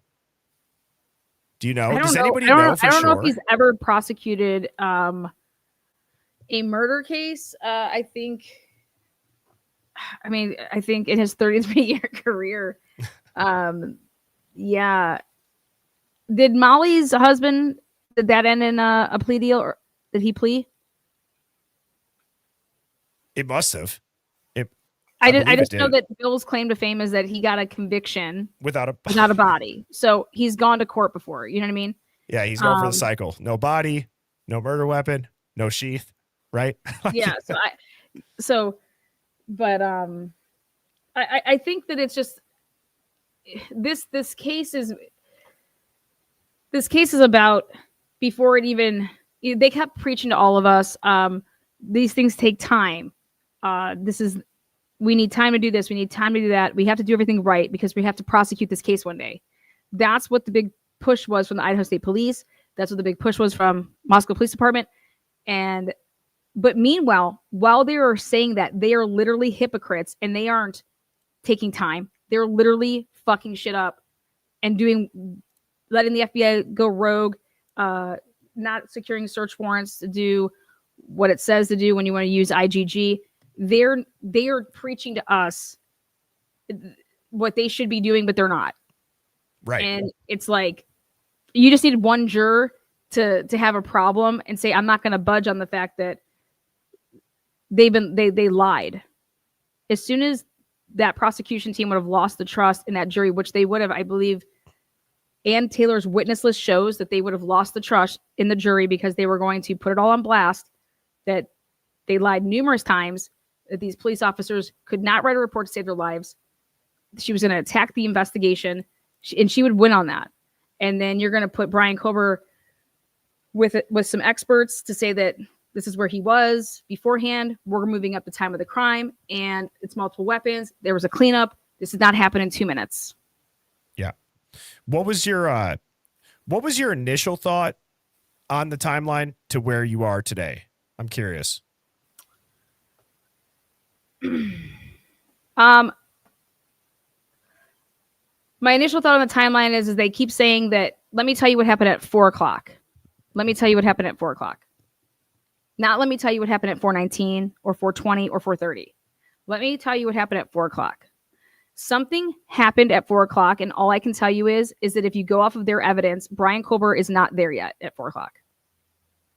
So something happens at 4:00, and the only thing that I can put my head on is that at 4:00, Molly McMichaels is still there. So that's a good point. They're adamant about, we want to talk about 4:00, not because Dylan's brain isn't functioning. Just like how she says, oh, you're probably not going to catch any DNA in here because we cleaned last weekend. The perpetrators, it's just like, what? But that's her, like, she's 19. So she wants to talk about 4:00 so bad. Well, Brian Kober, according to the state, is not there at 4:00. Yeah. And I do think that one of the biggest coincidences, or one of just like the weirdest coincidences is that the 911 operator cut them off, all while not giving direction to go check for signs of life, not going to tell them to go insert compressions, like not go right. It just seems very like, no. I'm going to steer you in this way while still not giving you directions to go preserve life. That was my thing. Well, that's funny that you bring that up, because what I've been working on is the direct examination questions for the first responders as well as the 911 caller or the 911 dispatch. How was that going to be presented by Bill Thompson's team? And then how was that going to be cross-examined? So that's actually what I've been working on for the past couple of days. And it's God, is it going to be, that would have been so bad for the prosecution to have to deal and listen to your opening. I mean, your 911 caller, no one's asking, hey, how do I give CPR? Do I need to give CPR? Nobody's even around the body. Then when the first responding officer gets there, Mitch, it's like nobody wanted it. I'm staying away. They're passing a phone around. I don't want to call here. You call. I don't want to call. I don't want to talk here. You call. Nobody was even. Karen Reed was on top of John. He was frozen to death, basically. Like, he was frozen, and she is on top of him, Karen Reed, and is trying to give mouth to mouth to a frozen man. Okay. I see your point. Now, Karen Reed is 40 years old, right? Or just thereof. Like, I think we're almost like the same age. How old is Karen Reed? Yeah, she's a couple years older for now, but when it happened, and that's somebody that's trying to save somebody's life. That's somebody that's, if you're just walking upon something and, oh my God, none of that took place in this case. Nobody had blood on them. Nobody attempted anything. Like, yeah, it's very odd. It's sad, but it is sad, and it also doesn't mean that they killed anybody. It just it's a really fucked up world we're living in right now. It is. So, okay, when we were talking about, because for people in the chat that don't know, Lana had posted like a YouTube post. It was like, you want to talk about this extortion aspect. Yes. And I think you actually kind of gave me like the title of this video or of the stream. And it's like, Ann Taylor could have completely ruined people's careers. 100% people's careers were going to get ruined. Yes. If this went to trial. That's why this case did not end in a plea deal, because we wanted to spare people the surviving roommates or the families. That's all bullshit. That's a fucking lie. That's so pathetically a lie. Bill Thompson was going to lose this case. He was going to lose. That does not mean that Brian Kober is innocent, but he was going to lose this case, because if he didn't lose it on the first go around, this case would have made it through the higher courts and they would have kicked it back. And all this shit that was admissible wouldn't have been admissible. Let me ask you something, and I'm not trying to, this is not meant to put you on the spot, promise. But I'm like, okay, so I agree. Losing a case doesn't mean that the defendant is innocent. But let me ask you this. Have you seen anything that's like, that is going to be hard to argue from again, with everything, given everything else, you have them saying they can't tie him directly to the house. None of the victims have a connection with him. He has no connection with the victims, any of their families. They looked, they tried, they wished there were a connection.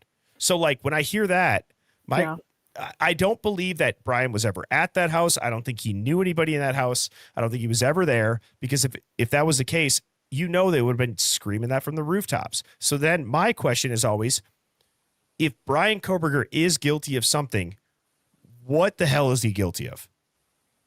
Being weird? And I'm not being sarcastic.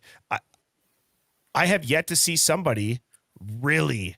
I would tell you that I would have to vote not guilty, but that's because I'd be following the rules, the elements. The state can't meet their burden. Okay. It's period. Like, the state can't meet their burden. Let me explain this. The state can't tell us what happened. The state's going to try to tell us that one man committed these crimes, and yet you're going to have experts telling you that there was a cleanup. But this is indicative. Why is there blood in the sink? What about the shoe right outside of Dylan's room?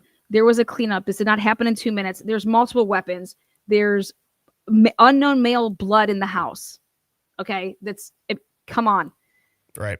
Does that mean that Brian didn't commit the crime with other people? But their narrative, Yeah. the state's narrative, if you go by the book, the jury, in my opinion, when it would all be said and done, either you're going to have a hung jury, or I think he would be found, whether he's found guilty or whether he's found innocent, and go round number 1, it would not matter, because the higher courts, if he was found guilty, he would appeal, he would win there, it would get tossed back, and none of this shit would be admissible because they lied to get probable cause. They lied. They lied their asses off. Right. And that's all that that's so then that's no integrity on the case. And this is not a you cannot prosecute this case. This case is not prosecutable. I agree. Period. I agree. Why and do you Othram think saved their asses? Without Othram, nobody would be arrested. Yep. Top top. I agree. And then you want to know what they did? Again, I was just saying this before you got on the stream. I don't know if you were in the chat, but I said this has nothing. I'm not shaming or shitting on the Chapins, but Othram, from a PR strategy rollout, they did it geniusly. Because if you make the victim's parent a face of your company, you can't question Othram then. Whether or not you think... Well, Othram doesn't have any... See, I think everybody's missing the boat, though, here. Othram, what they did is they provided the profile. Then the FBI went rogue in building the family tree. Then they went into... They broke their guidelines. They went into multiple... I don't even think that they just went into... I think they potentially could have used a military database. They could have used Prosemus or whatever that's called. They're... After talking to Gabriela Vargas, if you're asking for people to will you donate your DNA and put it in to the database? If you need to do that with 4 brothers, you are so fucking far off. It's not even funny. Right. And can you tell people who don't know who Gabrielle is? She was the defense's. She was Brian Culber's one of his expert witnesses at the motion to compel in August of 2023 for the IGG. So she does all the she's a cold case investigator / IGG expert. Yeah, expert.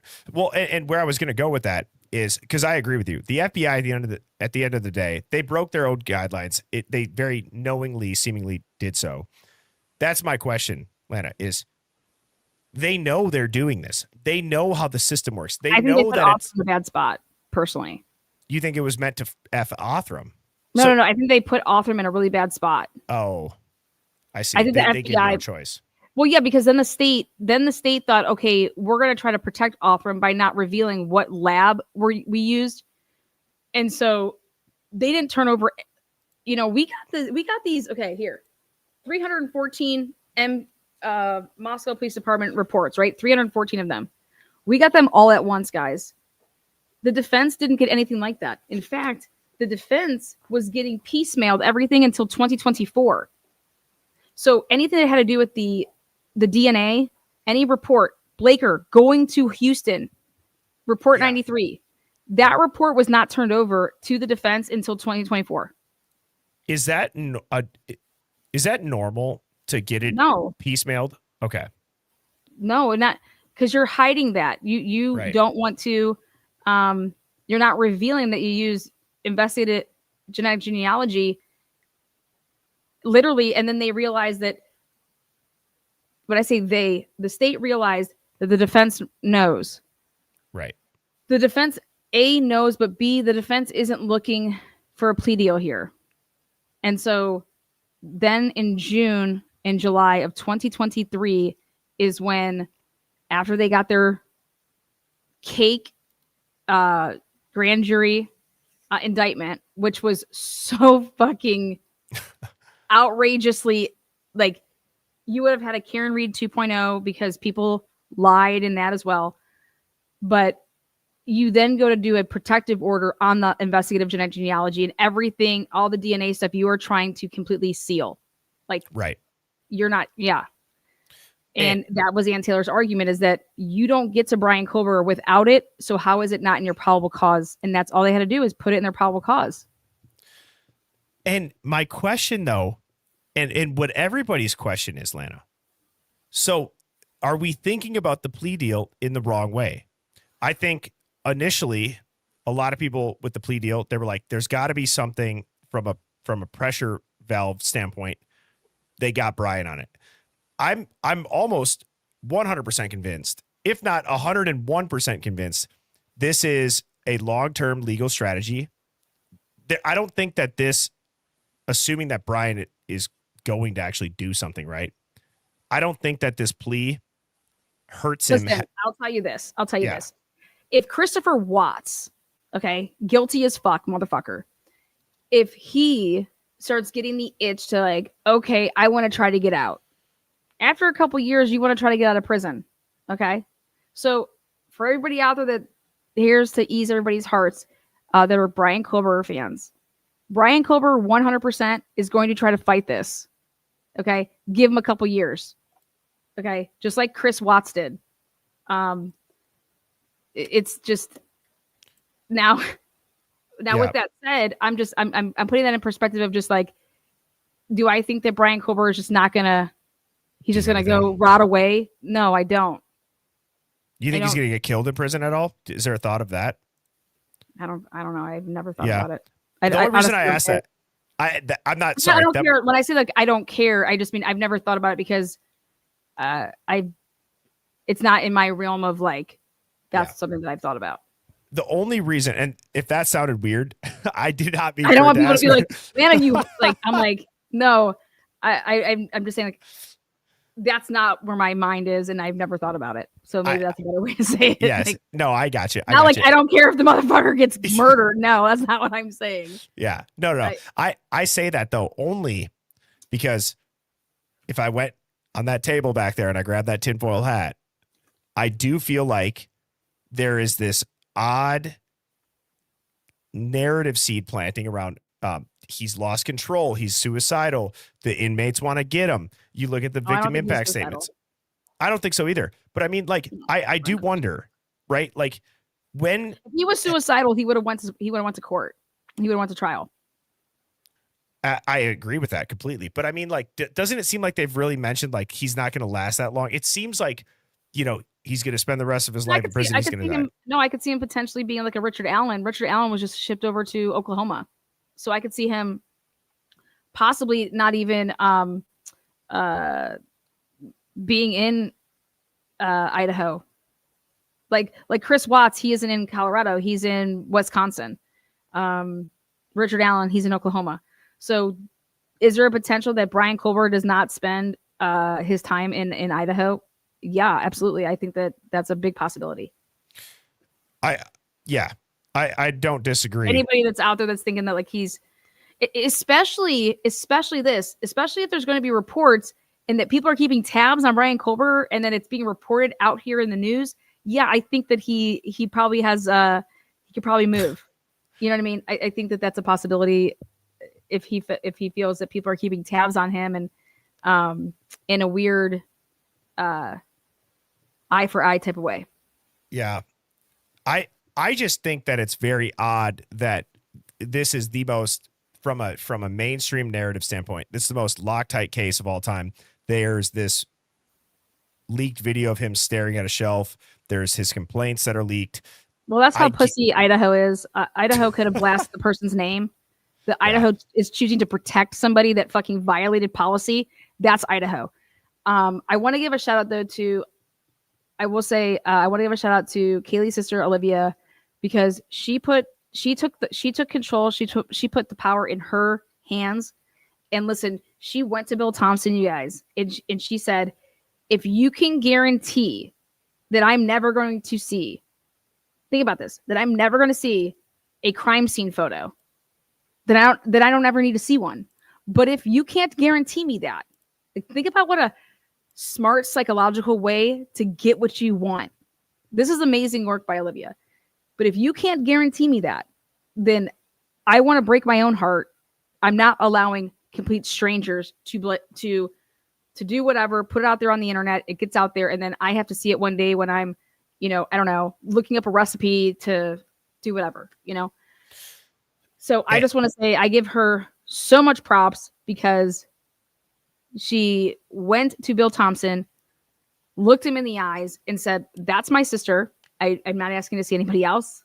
Okay. But if you can't guarantee me that these won't leak, then I want to see it before, and then What think about ended up happening? too. What ended up? Yeah, this is what he said, and this is what's important.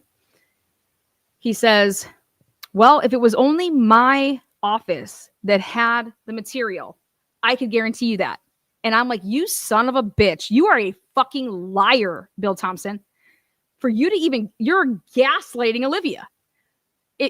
For you to sit and seriously say, before Ann Taylor was even a lawyer in this case, y'all are fucking, one of you motherfuckers in your fucking department or your fucking police department gave Dateline the shit to produce in January of 2023 before Ann Taylor was ever had even the discovery, you pieces of shit.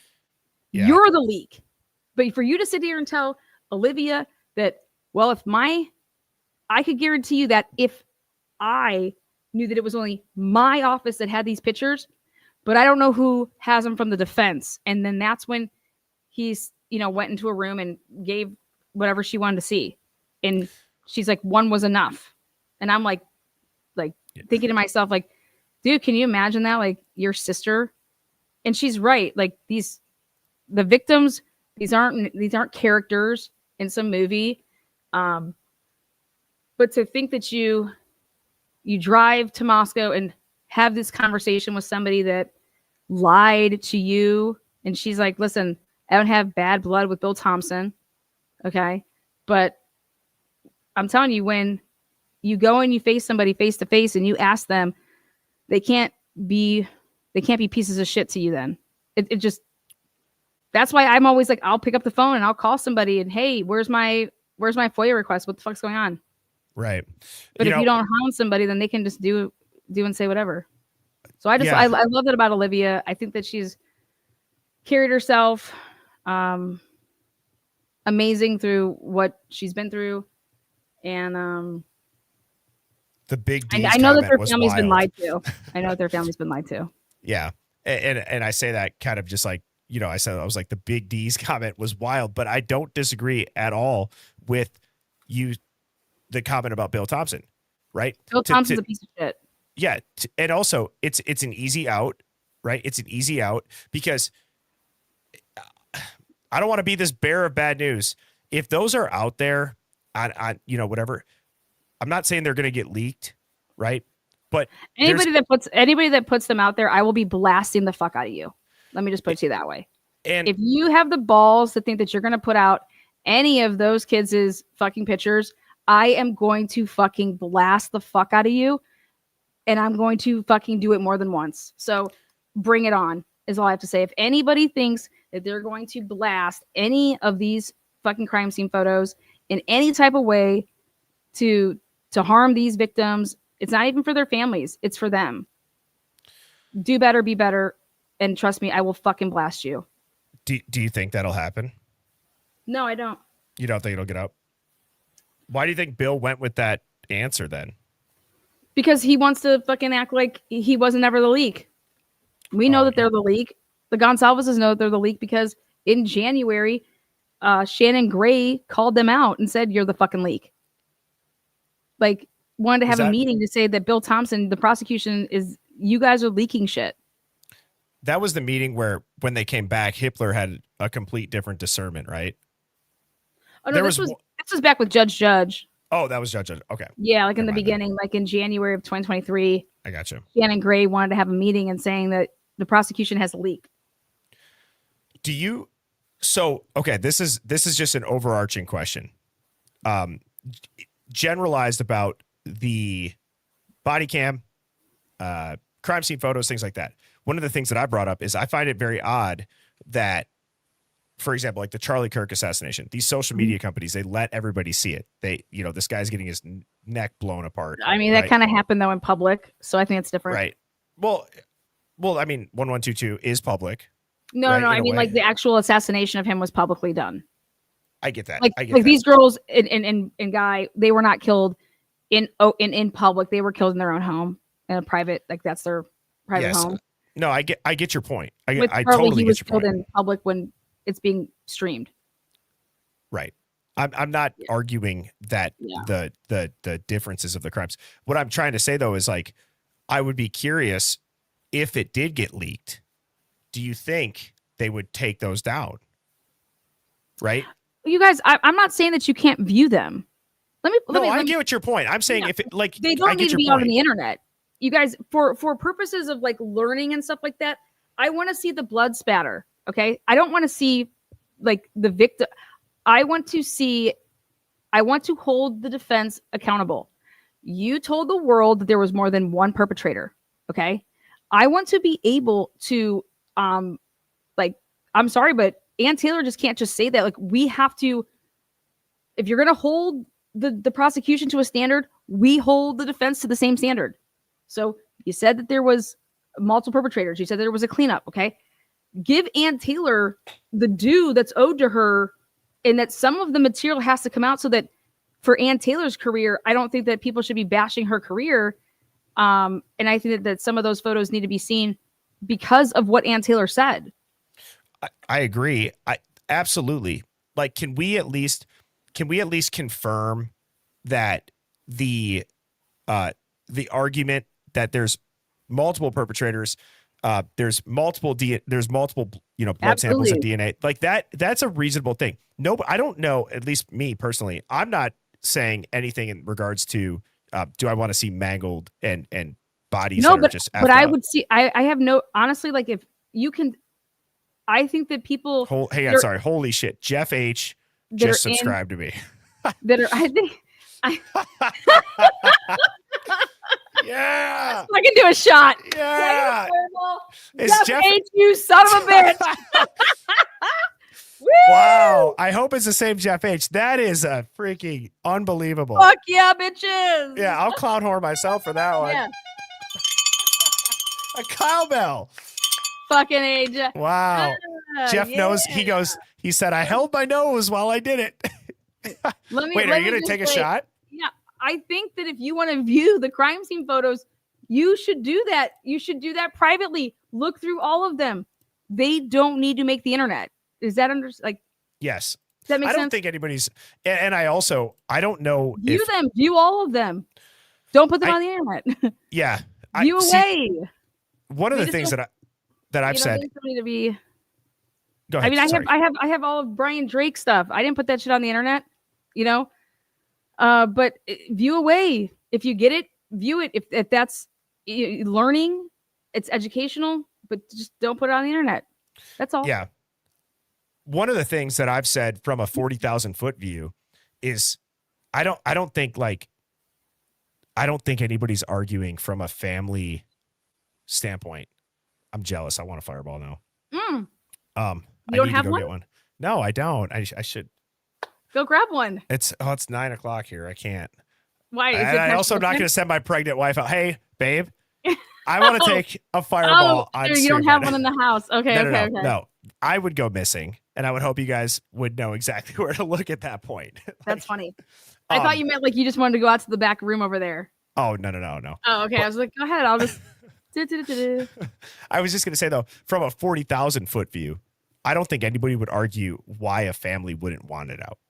I don't, like a reasonable person. But I think that you guys, the redacted ones, okay, look at Nicole Brown Simpson. Okay. All that stuff back in the day, before the internet got to what it was. Nicole Brown Simpson stuff is out there. Ron Goldman. I mean, there's stuff currently coming out on Netflix still. Like, what's the one where the dad and the chick beat that dude up? It's a like I said, how Olivia said and did it. It's absolutely like what I would do. It's like, listen, I don't want to be out and about with my kids, doing something, and then let me just get this over with. That's it. I see what you're saying. Okay. Yeah. Like if I'm able to prepare, embrace myself for that. I think being a sister to Kaylee, I think I deserve that. That's how I would say it. I just don't want, and I think that that's exactly what happened. And I think that that's amazing. I'm telling you, I think big things are still coming. I think big things are coming. I think a lot of people made a lot of fucked up choices. And I just hope and pray that every single one of you fucking scumbags out there that are law enforcement, I hope you are ready for that ass. Woo! I think it's coming. That's all I gotta say. So it's coming.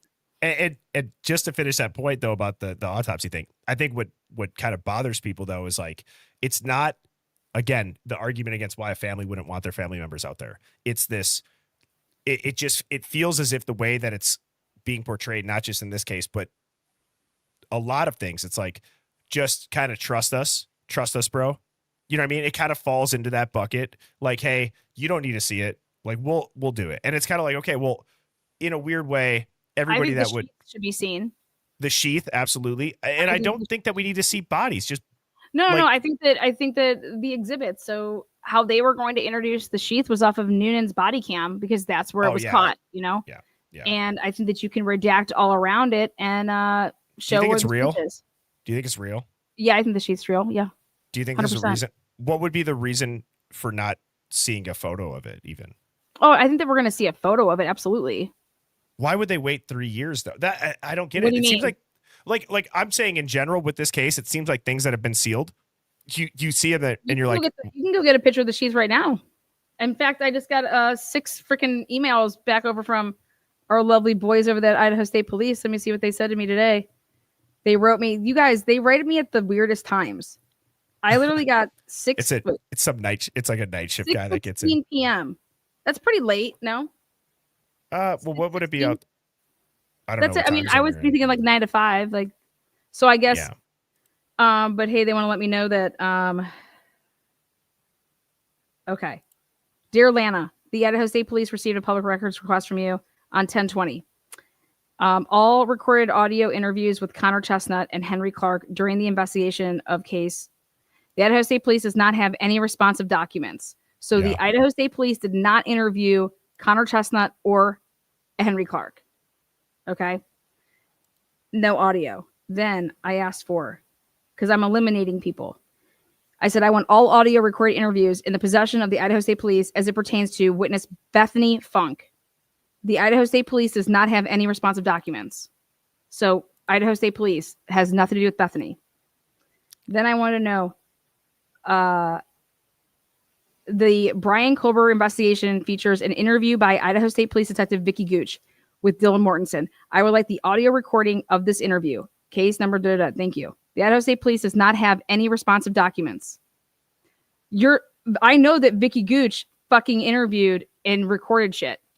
So they want me to bust their ass. Okay. When they say that, what do you say back typically? When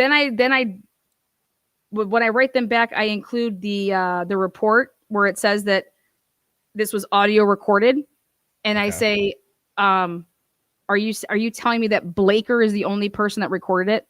Because it was Blaker and Vicky Gooch." So you kind of, in a way, you're asking almost like a leading question where it's like, I already know the yeah. Okay. Yeah. That makes and sense. Then I asked for, okay, the Idaho State Police received a public records request for you on 10/20/2025. You requested all audio recorded interviews that featured Jack/John Showalter and his mother while investigating case number The Idaho State Police does not have any responsive documents. They did the investigating with Jack Showalter. I know for a fact that it was them. Do they ever just I cannot wait to return that one. I'm gonna fucking love every second of it. Then they tell me, real quick, do they ever lie about that and just see if it's legit? Like, do they ever see, like, if who's ever requested this, do they ever just kind of maybe test the temperature on it? Like, how often do you get emails back like that? Well, I got 6 emails back and they're trying to tell me that there is no responsive records to my request. So then I'm going to have a field day with Bill Thompson, because if they try to say that we sent that material to Bill Thompson to the Latah County Prosecutor's Office, then we can literally start narrowing down the leak. You get what I'm saying? Like, when did this material no longer is in your possession? Because y'all motherfuckers did the shit. You conducted the interview. I know Mike Van Leuven. I have your reports right here. Where are they? They're your reports. And then I got to deal with Moscow telling me those aren't our records. Bitch, they're telling me that they're on your records. They're not your records. Who the fuck records are they? So guess what? They became exhibits. So go to the Latah County Prosecutor's Office now because they were exhibits for trial. So now we're gonna have a field day there. But it's this fucking bullshit. This is why people don't trust you. Yeah. This is the type of generic response you're going to give me versus saying, we did that interview, but we turned that over to so-and-so. Nope. We're going to just answer it like this. I said all Mike Van Leuven's audio recorded interviews with persons of interest / witnesses, Jack Decor, during Idaho State Police's involvement in the case. The Idaho State Police does not have any responsive documents. You don't have any recordings of your interviews, Mike Van Leuven, with Jack Decor? Are you fucking kidding me? That's crazy. This is the shit that we get back. And it's like, okay, well, I'm going to have a field day with you. And then they tell me that I said, I want the Idaho State Police pre-search video. This is the walkthrough of the house done by the Idaho State Police before they will start their search. Once they get a search warrant, then they go through and they video record everything before they can touch anything. That's what you're supposed to do. They're sitting here telling me that the Idaho State Police pre-search video walkthrough of the house and outside of the house, Idaho Code 74-1024 requires that a public records request describe the subject matter and record sought, including a specific date range for when the records were created. And it's just like, I said 11/13/2022. What the fuck are you talking about? What do you mean a date range? I just said it. Yeah. The request party shall be as specific as possible. Are you high? These people piss me off. But so we want to play. Let's play. We'll play. Why do you think they would reply with such a generic answer? Do you think it's just because then they want to make you like these are going to be their responses, and then they're going to see how much you know to see if they can just shoo you away, or if you even take the time and they just must not know who the fuck I am, but they do because I've been dealing with them since 2021. So whatever. So yeah, they're gonna hear. When I just start sending them the reports and saying, "This is what your officer wrote. Please see attached video and audio." Yeah. Let me ask you this. Which that's great. Thank you for reading those. That's super interesting. And I did not expect that. Yeah, it takes time to write all the shit. That's what I do behind the scenes. If I'm not live, I just don't come out and talk about. I do a lot of research. Just steaming from the ears. These motherfuckers. I can Lana see would it. kick Brian Culber's ass. I'll bet anything on it. Fuck yeah, I'd beat his ass. Just That's fold skinny him. bitch. Yeah. Especially if I wasn't fucking sleeping. I would take his dick and put it in his own ass. I'd give him a Key West boomerang. Learn about it.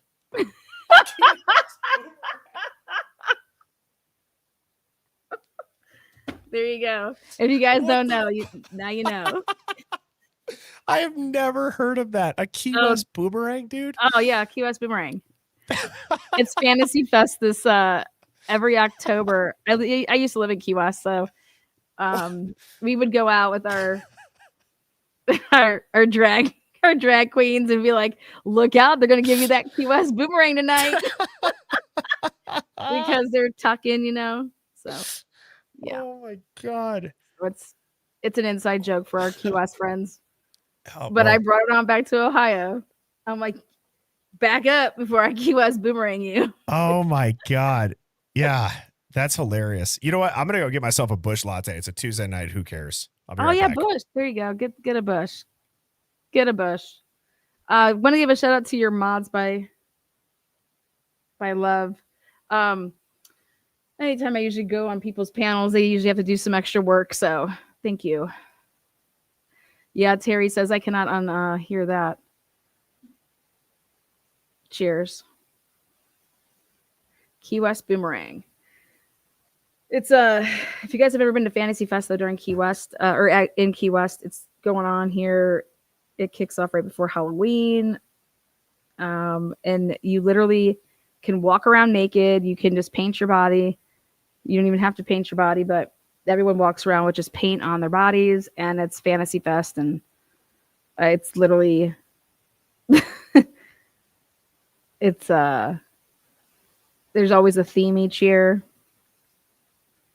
Do you know that Key West has the lowest crime rate in any place in the country? Yeah.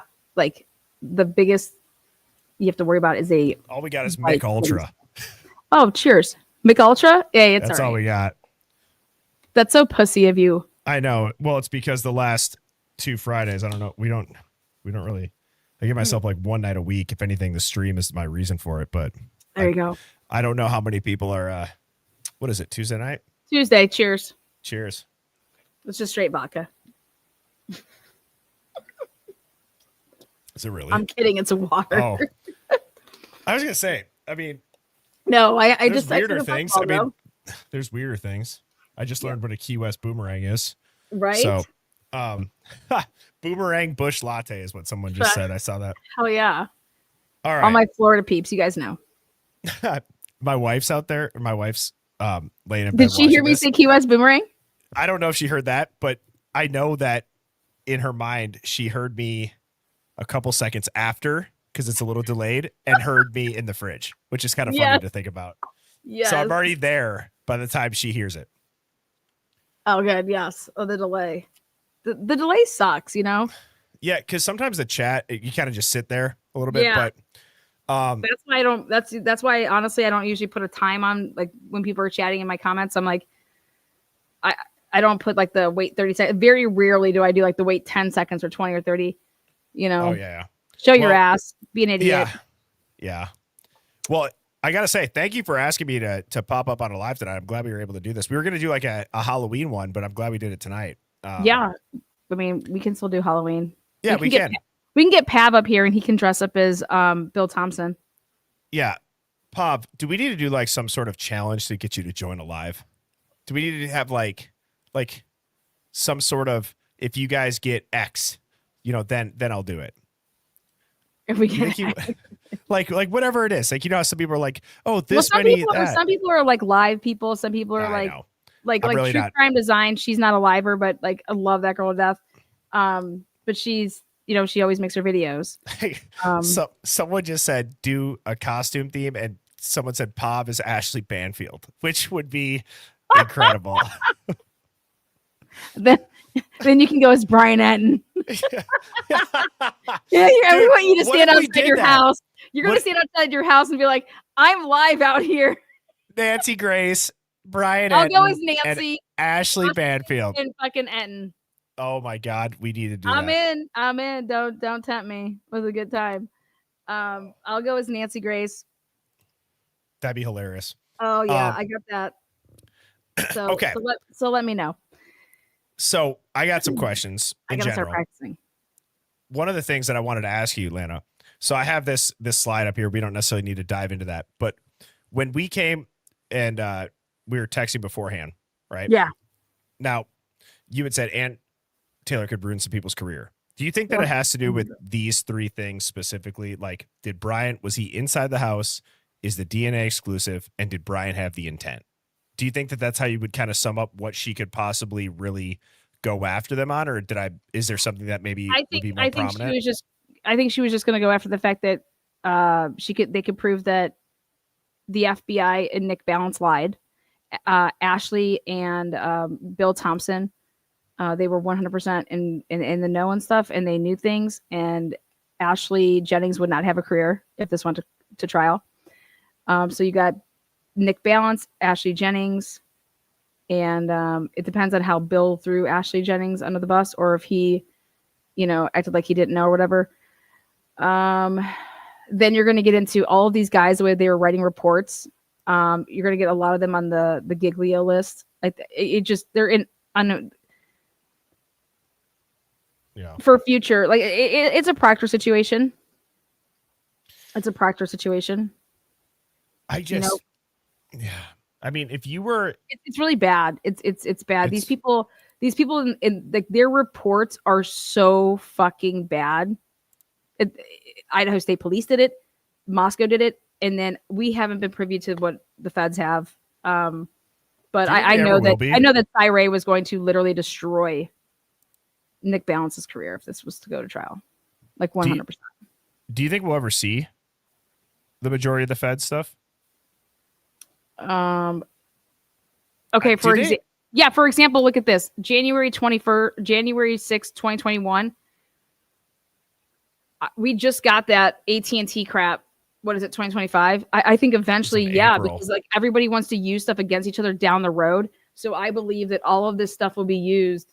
It'll eventually come out. Yes, I do. And it's interesting because I had said, "Oh, do you think it's a typo?" You said, "No, that's not a typo." That's not a typo, right? They were being shitty. I think he was being shady. Well, I do wonder if it's like compartmentalization. Well, no, they were trying to take over the case. If they wanted to make this case be a federal case, you have to have federal crimes. Steve has always been talking about that. Steve's always talked about that. Okay, then don't charge him with Kaylee's murder so that we can go federal and stuff like that. Because if this gets fucked up, blah, blah. What is that process like? Like, is that ever a parent's decision, or is he just trying to influence? No, I think that it was because he was pretty much probably saying what the things that I'm saying is like. Remember when he came out and he said, "Don't worry," the Fed said, "Dude, we're the FBI." Yeah. Okay, that comment right there, I probably bet Steve could maybe take that back only because, like, dude, don't worry, we're the FBI. You think we're gonna let him go down? You think we're gonna let him get off on a technicality? That technicality was the fact that you guys didn't have probable cause. You guys lied. You guys made shit up, and you fucking put it on a piece of paper, and you typed it up, and you signed your little fucking names to it, and you swore under oath. Let me ask you this: Do you think that if that IGG tip doesn't come in, is there an arrest in this case? Freedom Fighter, yes, I have received a lot of things that I've requested. They just asked about FOIA. Oh, so, yeah. A ton of things. Hence the body cams that went out during the hunt for a murderer. Yeah. Well, and I was just asking too, like, shit, what did I just ask you? I said, do you think if they didn't get the IGG tip, do you think that they would have found a suspect through probable cause and shit like that? Like without, how they said like treat this as a tip, kind of that whole conversation. Do you think that Brian Koberger would even be? No, I don't think anybody would. I don't think that anybody could be arrested. If you wanted to arrest anybody, your case is weak. No, without Othram, without IGG, you have nothing in this case. Period. Man, like you couldn't arrest anybody. And then that goes to your point where we were saying reasonable doubt in a jury. Ultimately, it comes down to what can you prove, what can you not, right?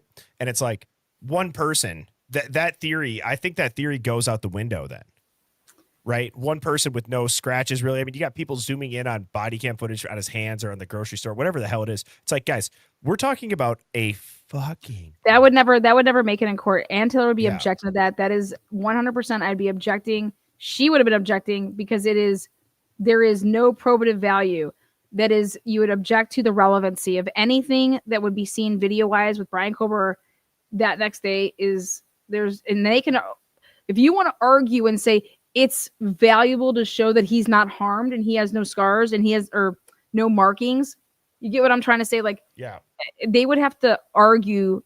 And this is why Ann Taylor was going the route of to say, we are trying to have nobody say the word sociopath, nobody say psychopath, nothing like that, because she knew what they were going to try to do with the videos the next morning, and to try to say that only a sociopath or a psychopath is going to wake up or never go to sleep after they kill 4 people like that and just go about their day.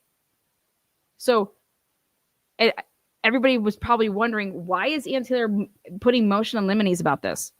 Because she knew their arguments. She knew what they were going to try to argue during their closing statements. their closing arguments. Yeah. And she did not want them to be able to do that. She did not want them to be able to try to argue and say, look at him. Look at him just going to Costco. Look at him just going to get a coffee. He just murdered 4 people. He can just get up and probably didn't even go to sleep. And that's what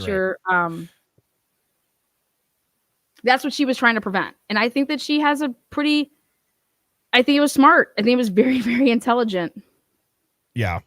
So that's what I don't think it's admissible, but Hippler, sure. Yeah. He's going to say, yeah, we have no idea what he's going to say, because I don't think that she didn't want to play her hand. So she didn't want to give those examples. And so she just kind of put the seed there. And then what she was going to do at trial was going to say, Your Honor, when we brought up that we don't want the word murderer used, that we don't want the word sociopath and psychopath and all these things used, this is why. Yeah. Well, and I don't. Right. That was going to be her argument. Yeah. Sammy T Mafia, good to see her in the chat. She says, do you think that because the own FBI manual said the TA reports really existed for years with AT&T, etc., within the FBI's own manual and printed in Vice Mag, how long FBI can get TA reports that would come out? Yeah, I think it fucks Nick Balance hard. I just don't get why people I'm just shocked. That wants to turn the other way for that's an absolute fucking moron. I just the entirety of it when it comes to, here's the thing. There's so many things, and I know this is generalizing. So we can go to the weeds on this specific examples. That's fine. Generalizing. There's so many, whether you look at the media, whether you look at Ann Taylor, whether you even look at Bill Thompson, the broadness of a story, believe the story instead of the evidence, is very concerning. It's remarkable, actually, right? Like I've said Ann Taylor, I actually had asked a poll in the chat. I'm like, if you had to say 1 to 10, if I had to give her coaching, not that Birdie's coaching's worth shit, but I'm like, where's this conviction, this speaking with it? And I know it's courtroom mannerisms and blah, blah, blah, blah. I'm like, well, it's not a trial, right? But so I see why. But also it's you're not convincing anybody through the screen either, really. It seemed and that's just an opinion on my end, right? From a high profile standpoint. And then you look at the media where it's do these people believe what they're saying about, again, I go back to the Dateline stuff.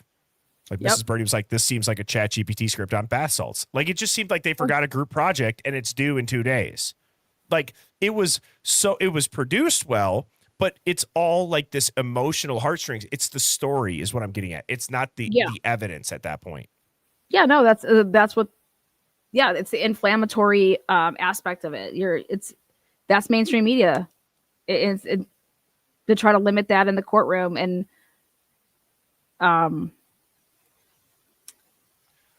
So, do you think Brian Koberger had intent to kill these girls and Ethan? And I think whoever killed these people, 100%. Yeah. I mean, what do you mean as far as? I guess what I'm saying is based on what we've seen, right? But I think that somebody just went in there and was trying to do something else, and then it led to killing 4 people. Absolutely not. Right. It just seems too brutal. It seems too brutal. It seems brutal, and it seems and that's why it's hard to believe someone like Dylan, who's opening and closing the door 3 times, who's screaming out people's names. Okay, I think that you would be dead. Well, that's one of the things too. For Dylan not to be dead, that means she wasn't there. I'm sorry, you're not doing the things that you're saying that you're doing, and he's just sparing your life when he just literally. Whoever did this, right? If it was multiple people, if it was just him, who doesn't matter. Whoever is responsible, there is no way that Dylan lives. Are you kind of in the camp of they took it a little bit easy on the roommates, publicly at least? No, I think that they were skeptical of everything, but when it boiled down to how they needed to, once they got the name Brian Koberger and how they had to at that point, it's okay, we need Dylan's story. Without Dylan's story, you're not able to put a timeline to when the acts happened because of the 911 call being delayed 9 hours. I actually thought, in addition to that, what might even be more of an anchor to the timeline is the DoorDash order. Yeah. That seemed to be really pushed. I'm talking narrative. Well, right. So, yeah. If you order food, though, at 3, and by the time it gets there at 4, and you got Molly fucking jacking around, walking all over. Fuck, I should have had my food at 3:45, you know? But it just shows me, it just matters of when the phone placed the order. Okay, what device placed the order?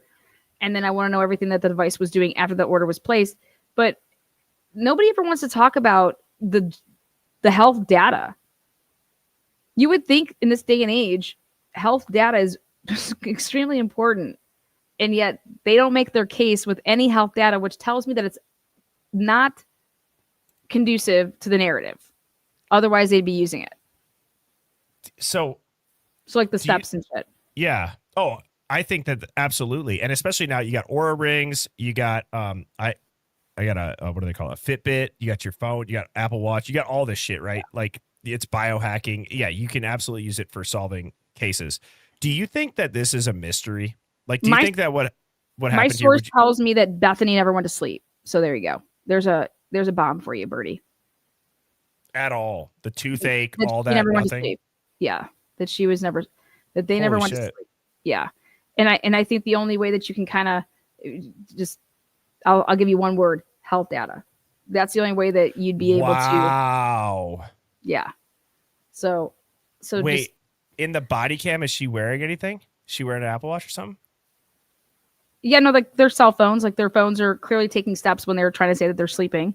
Or if they're in their pockets. But I'm saying I'd be curious. Like, I'm sure they have their phones on them at that point when the 911 call happened. No, I'm talking like during like. Yeah. At 4:30 in the morning, if you say that you're texting from your bedroom, if you have steps that are taking, if you have 60 to 100 steps from 4:30 to 4:37, what are you doing?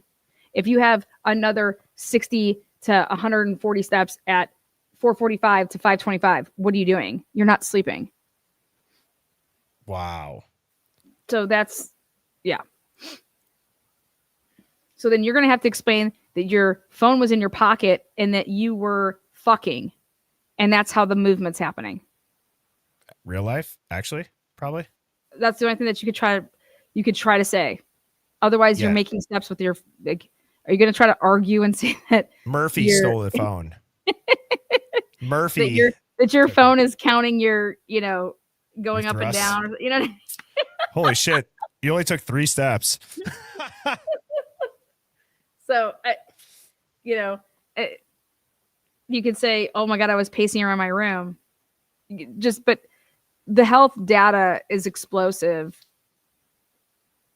That you're sleeping from 4:30 to 11:56, and that you just got up to get, I don't know, a Tylenol or an Advil that's literally right next to your bed, that you don't have to get out of your bed to have. I don't know if you guys saw the pictures, but she has a tub of ibuprofen, Bethany, right next to the bed. Is that exculpatory evidence? I just saw somebody, and I'm sorry. It would be exculpatory for the time. I just wanted to hear from the ME. I wanted to hear from the ME to talk about when she was going to, what type of range she was going to give. I wanted to know about the contents of the stomach. I have sources that say that Ethan didn't eat any of the food and that, Xana did. I have sources that say that Ethan was completely fucking shit-faced, drunk, and he was passed out. So, which I hope is true, because I wish they all were. Yeah, it doesn't read that way.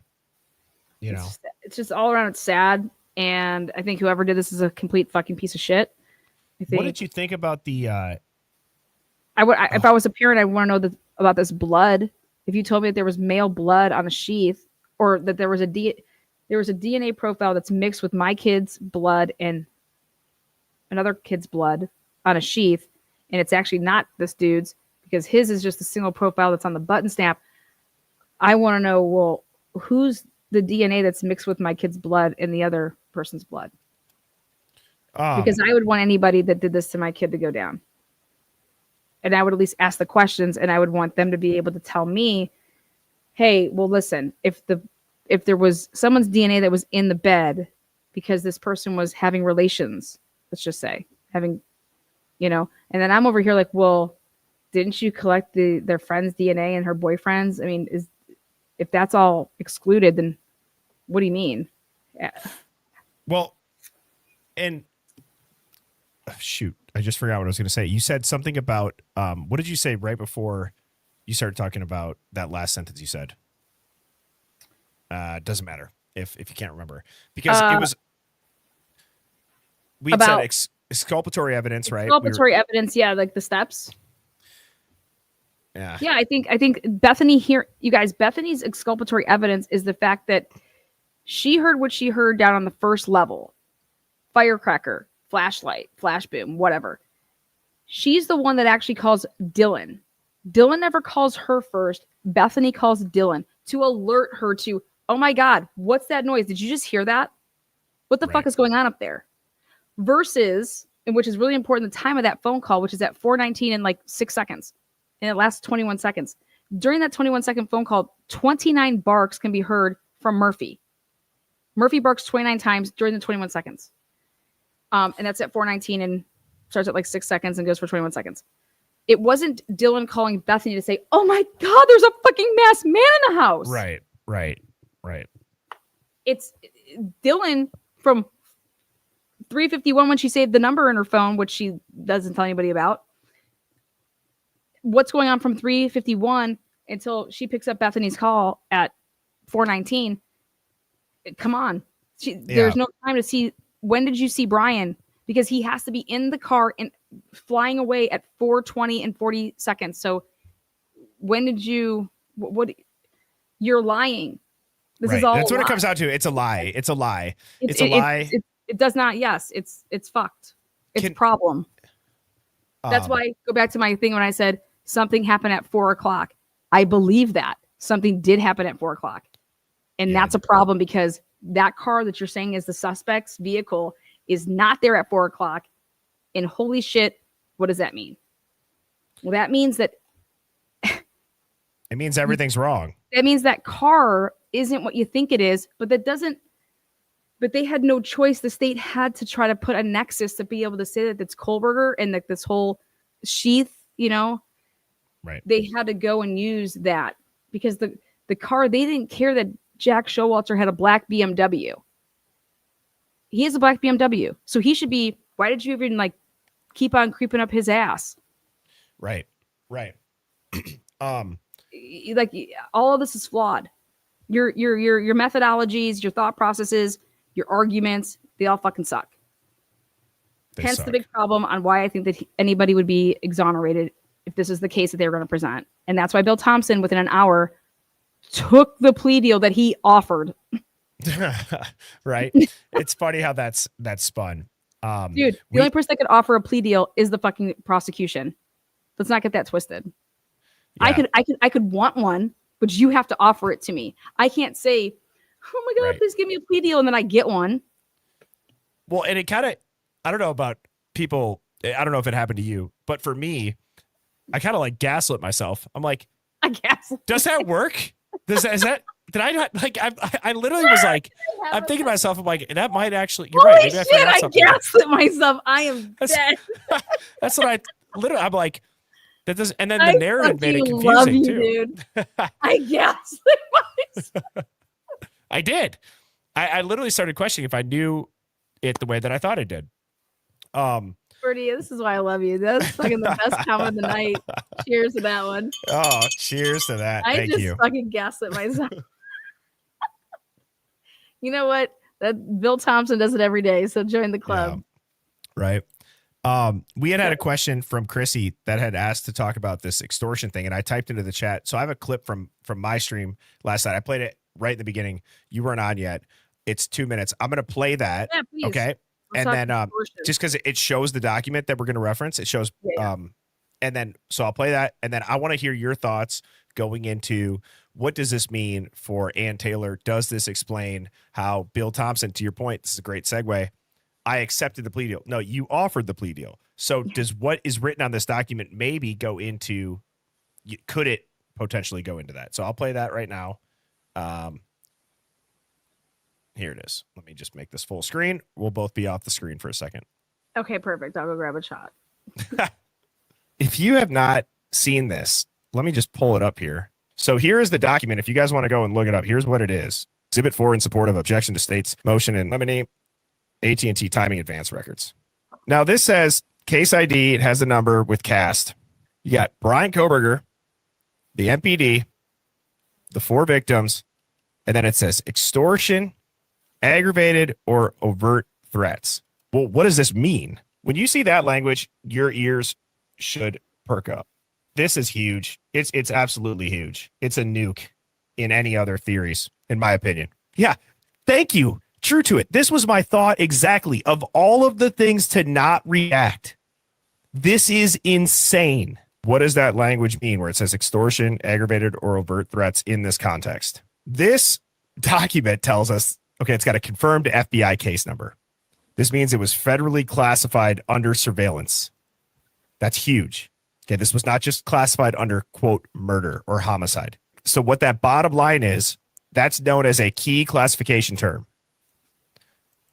It says, word for word, in quote, extortion, aggravated or overt threats. This is the FBI's own classification of the case. It's listed directly under Koberger and the victims. That is not an opinion. That is not a theory. That is not a conspiracy. That is how the feds literally cataloged the event. That is huge. Okay, I'm going to say that again. The FBI's own classification of the case is extortion, aggravated or overt threats, and it's listed directly under Brian Koberger and the 4 victims being Ethan, Maddie, Xana, and Kaylee. That is not an opinion. That is a literal fact. Read it and weep. That's how the feds catalog this event. Boom. Bam. Bop. Bada bop. Boom. Pow. Huge. So my point in showing that is just to give people a little bit of a background. Now, Lana, do you know the answer in that document? If I were to, let me just get out of this so I can pull it up a little bit here. This might be a dumbass question. Okay. Mm-hmm. I reserve the right to ask a couple of dumbass questions. Okay. Oops. I love dumbass questions. Yeah. Well, it's At least you're honest about it. Yeah. So I don't know this answer. I tell my kid there's not a dumbass question. You ask away, motherfucker. So my question is this. So if we look right here where it's up at Brian Koberger's name, right? Yeah. Do you think that it matters that it says subject and not suspect? And why do you think No, I think for the feds, he's the subject of the investigation. So that wouldn't mean that by having subject instead of suspect, they're not looking into what Koberger's role potentially is still. Like they're not even that doesn't he's mean the that subject of the investigation. So that's just what that means. So they're not ready to call him guilty, is what it's saying. He's just involved. He's involved. Yeah, it's you're the subject of why we are doing what we're doing. You're being watched. We're gathering our information because of you, because of what is being, we're trying to what basically has happened. We are like Jack Showalter could be the subject of something. Molly McMichaels was the subject of the trap and trace when they did that. Like she would have been the subject. Unless you want to unless you were going to classify it as like 1122 King Road homicides, I doubt that they would have done that. But Molly, you're the subject of whatever they're looking into. Yeah, I was wondering because as you know, language. Oh, this is a dumb comment to you, but it's like language matters in these things. big time. Yeah. Well, yeah, So I and didn't you know. can look at who wrote that. Nick Balance wrote it, and fucking Ed Jacobson signed off on it. I fucking died. That two peas in a pod, both of them should be fired. They're absolutely fucking horrible. They're liars. This is not Ed Jacobson's first rodeo. He was involved with the Dan Moore case. He literally in Ed Jacobson's interviewing skills is absolutely atrocious to the point that are you not listening to what this motherfucker is telling you and saying to you? In the Jennifer Drake case, the shots happened so much earlier than Jennifer Drake's 911 call. He knew that. He buried it. So then you get to, oh my God, Ed Jacobson's the local FBI task force dude. He actually ran for like, I don't know, sheriff or chief of some, I think Rathdrum police department here after the murders, right after or right before Kohlberger pled. And I knew that was coming. It was a big ploy. You can always tell, but you don't want Ed Jacobson running anything. These two guys being involved in writing reports and signing off on each other's reports, holy shit is all I can say. I said the leak came from Ed Jacobson. When I saw this shit, holy shit. That confirmed it for you? Oh my fuck God, I loved it. When I saw that Ed Jacobson and fucking Nick Balance were on the same goddamn form, I had an orgasm. It was fucking Key West. It was amazing. Key West boomerang. It was a Key West boomerang into an explosion into like Lana. This is how smart you are. I literally fucking said, brains, look at you go, girl. Because I told you guys it was Ed Jacobson. Go back and listen to my shit. I said Ed Jacobson's all over this motherfucking leak. He knows fucking Shane Bishop. Trust me. So that was your first thought. Was that because you looked into it? But what do you think? So if people aren't in that position where they looked into it to connect it, right? Because that was what you had said. You called it. If somebody hadn't done that, or if you hadn't done that, what would your opinion be on seeing that kind of the key classification?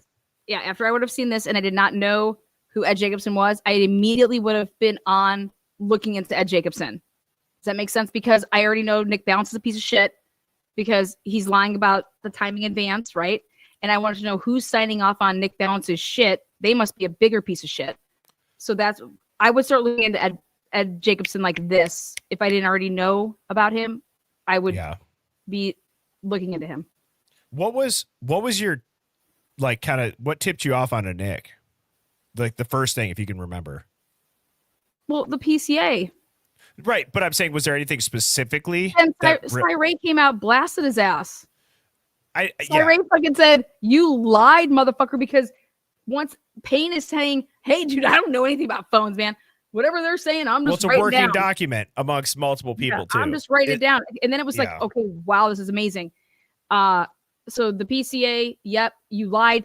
He knew that Brian Koberger's phone was not shut off at 2:46, whatever the fuck time he said. Dude, he knew it and he buried it.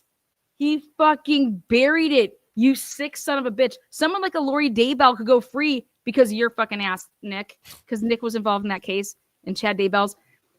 These people get away with the shit because the cases either go to trial and they're just such winnable cases that you even needed to railroad a motherfucker. But this case needed to go to trial. And since it didn't, someone like a Nick Balance gets a pass. And you think he's going to stop doing what he's doing? No, you fail upwards. No, right? You fail upwards. I can only hope that the FBI demotes his ass, gets him out of, put him, I don't know, get him the. Yeah. Everyone wants to talk about Kash Patel being so great.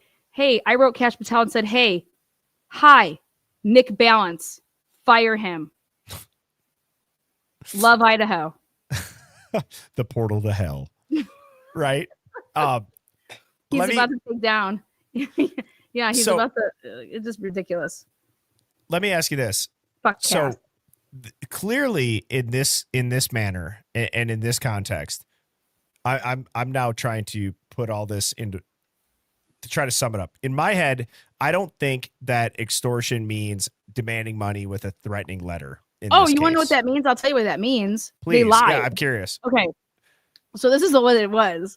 Yeah. They made up a reason. So if you look at the date, if you pull that back up, can you pull the Yep. form I back got up? Okay, I want to show you what this is for. Let me let me pull up the document. Give me 2 seconds. All right. So this Christmas, when you get a Key West boomerang in the mail from me, I didn't get no Key West boomerangs in the mail. Easy. If I get a Key West boomerang in the mail, I'm gonna send you a boomerang. It'll be and I'm I'll gonna see write your Key West address on it. as the you're gonna send me an actual boomerang. And I'm gonna write Key West, and then I'm gonna say 2 tickets. Let's go, buddy. You're gonna be like, oh yeah. Okay. Okay. So when you look at this, if you scroll down, so basically this is Ann Taylor's. What she's doing in this is this was a response. This was their evidence. They're using an exhibit to say, "Here you go, motherfuckers. We got you." Okay. You want me to stop here? Which is this. So if you scroll back, go back to the page where Ann's talking, and I just want to point out what she's saying here. Yeah, forget him. I'll zoom out. Where she says what she's doing this for. This is an exhibit. Yeah, right there. Comes now Brian C. Kober by and through his attorneys of record and hereby file under seal Exhibit 4 in support of their objection to the state's motion limine, which is AT&T. Like they want us not to be able to ask any questions about AT&T, timing advance. And because you guys are saying, we've never had your clients, timing advance. Boom. What Ann Taylor is saying is that here is the evidence that we are going to provide that shows that we know that y'all have his timing advance. So then scroll down to this is one of the exhibits. And she uses what they provided, meaning the state provided the defense in discovery by accident. Okay. One of the things is yes, you were trying to say that this Gordon guy was going to explain how he didn't, they're bullshit, that they didn't get any time. Hey, Lana, I hear your voice. I'm sorry to interrupt you. You're frozen though. Oh, I'm frozen? Yeah, your voice is coming through clear, at least on my end, but your picture was frozen. Am I still frozen? A little bit. It like about 2 minutes ago, it got really blurry. Yeah, you're frozen now. I don't know. I'm still frozen? Do you want to pop out and pop in? Yeah. There you go. Hold on 1 second. Okay.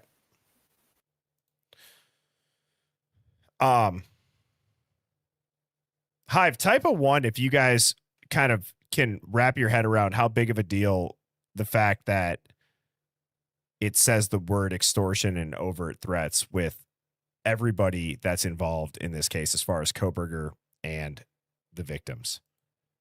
I just can't. I'm able to wrap my head around it.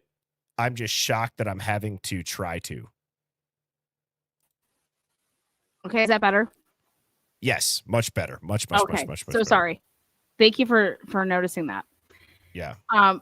Okay, so she was using their own shit that they provided to the defense. And then if you scroll a little bit more, they then provided and said, hey, at some point in time, Nick Balance provided a report that he wrote up.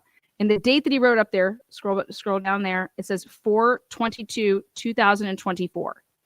So on 4/22/2024, Nick Balance writes up a report because he did something. He's memorializing something that he did. And what he did was he up right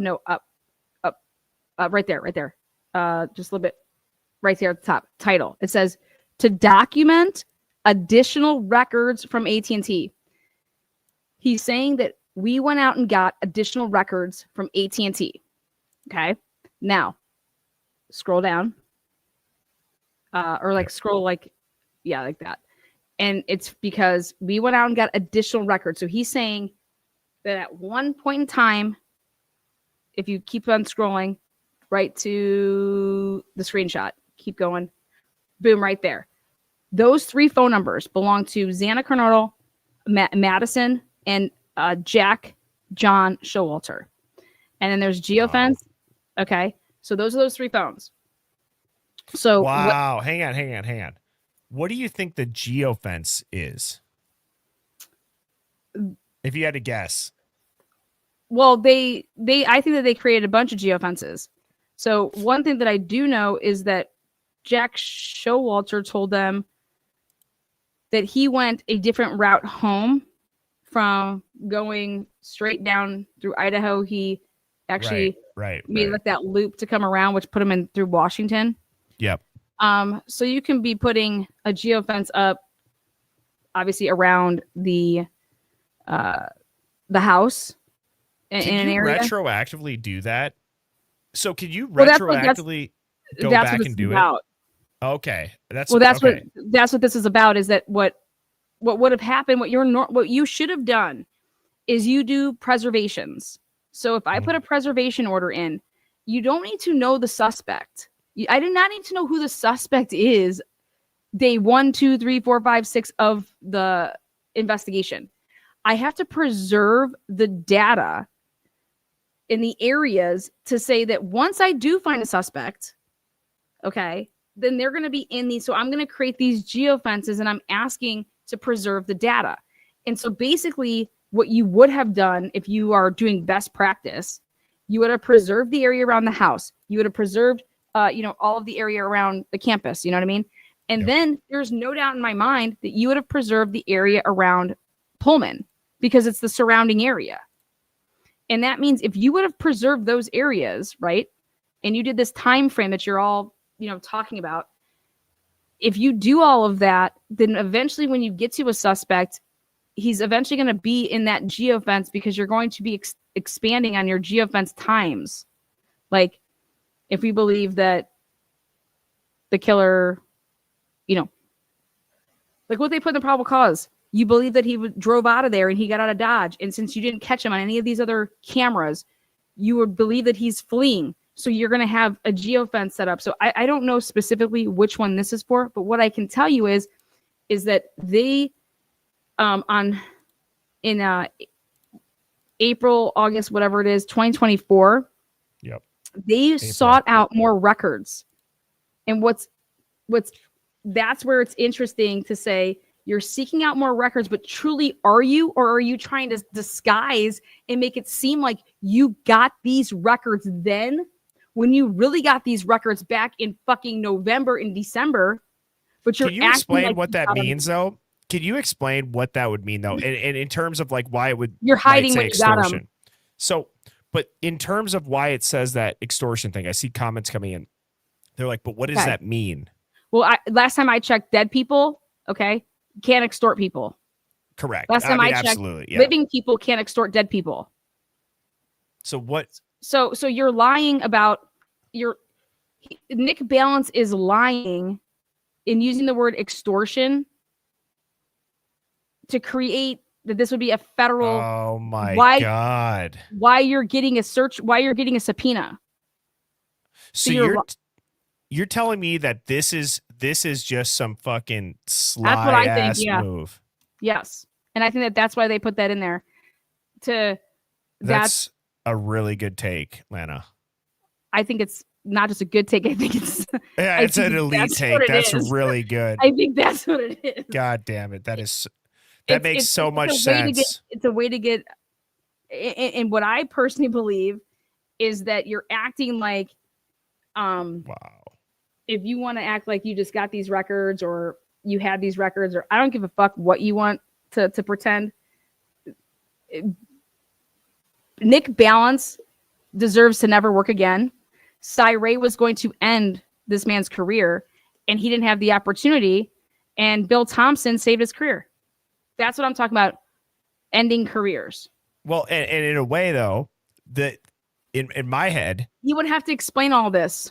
Right. Which in my head, when you said that's what led to the plea deal, Ann Taylor could have ended careers. That's why it led to the plea deal. That's why Bill Thompson said, I accepted the plea deal. It's like, no, you offered it, dude. Like you offered it. Well, did you offer it because you knew that everybody that that's why there was leaks. They were trying to never have this go to trial.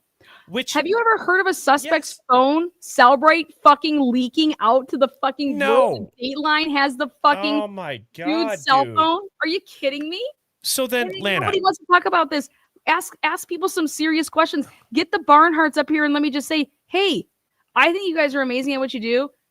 I think that we need people like you. Great, awesome. I want to know why you guys weren't called in to look into the roommates' phones with the cell, right? To look into the victims' phones when we didn't have a suspect for 6 to fucking 7 weeks. Why weren't you guys called in then to fucking drum up some? Wow. Let's figure out what the fuck's going on here. So it's it's I really am mind disturbing blown right now. Yeah. I am.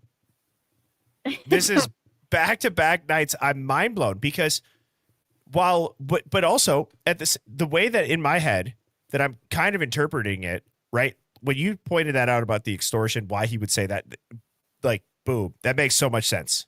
It makes he's so full of much shit. sense. It makes All absolute. this is Now, why but are how you does that needing fit Jack in though? Showalter's? How about this? Why are you needing Jack Showalter's, Jack Showalter, Xana, and Maddie's? What do you need more of that you don't have? In 2024, Brian Kohlberger at this point has been arrested in 2023 in January, right there at the end of December, right? You have your whole year, and then you have a half of a year. So a year and a half, and you're going to go out there and you're going to tell me that you need more records for what exactly? Between 2 deceased people's phones, right? Yeah. And one kid who's what's the problem here? What's Ann Taylor getting at that's got you guys' fucking feathers all ruffled? The only thing that I can think about if we're talking nothing. The answer's only, nothing. You're trying to do something that you're they fucked up. Can I ask your opinion on this then? So, right, MPD assistance is on here, and Brian Koberger is on here. You had said the quote, and that's what made it click. You're like, last time I checked, dead people can't extort living people, and living people can't extort dead people. But these are the only 2 entities on this document right here that are alive. So I do wonder. Yeah, because they're assisting. What it means is that the FBI is assisting the Moscow Police Department. This is to obtain. Okay, let me back this up. So you're saying this is all just a bunch of language to get around it, essentially. You're getting a subpoena. You went and got a subpoena. You went and got records. The only way you can go and get stuff like this is you supply a subpoena. So why are you supplying? Why wouldn't Moscow Police Department be going and seeking this out? Why? What's going on here? Dude, I'm trying to like piece it together right now. Because do you remember what Cy Ray and them said? That we didn't receive records on people until 2024 with our client. We didn't receive records for the victims and stuff like that until 2024, right? Right. Okay. Well, if you're trying to hide what you truly got back, let's say in 2020, if you're trying to make it seem like that you didn't ever go and get Jack John Showalter's anything. No, we didn't go and get his shit. We just did it now. I'd have to see the whole entire report, but this first page is all that was needed to literally let Nick Balance know that Cy knows what the fuck you did. You understand? That's what that was for. It was a fuck you. It was a because the next day was the hearing. You know, when Cy put in his affidavit, that was in March. This gets filed in April 8th, okay, of 2025 for a hearing on the 9th. So Intuitively Irish said, and I've seen like 5 comments come in that's like summarized. Intuitively Irish said, can you dumb it down for us? Because even for myself, Lana, right? Okay. I'm not afraid to ask questions that I don't know the answer to. Because when you had just said, this is language, as I had already addressed and acknowledged, that absolutely matters in documents like this. Why at this time and why those people is the mindfuck, right? And then Cy Ray's comments and all these things, right? So how do you sum up what would even be the argument to how he thinks he could get away to extortion? That's what I'm confused about now. Why would he ever think that would work? Nobody would look into it? No, are you saying like labeling the document?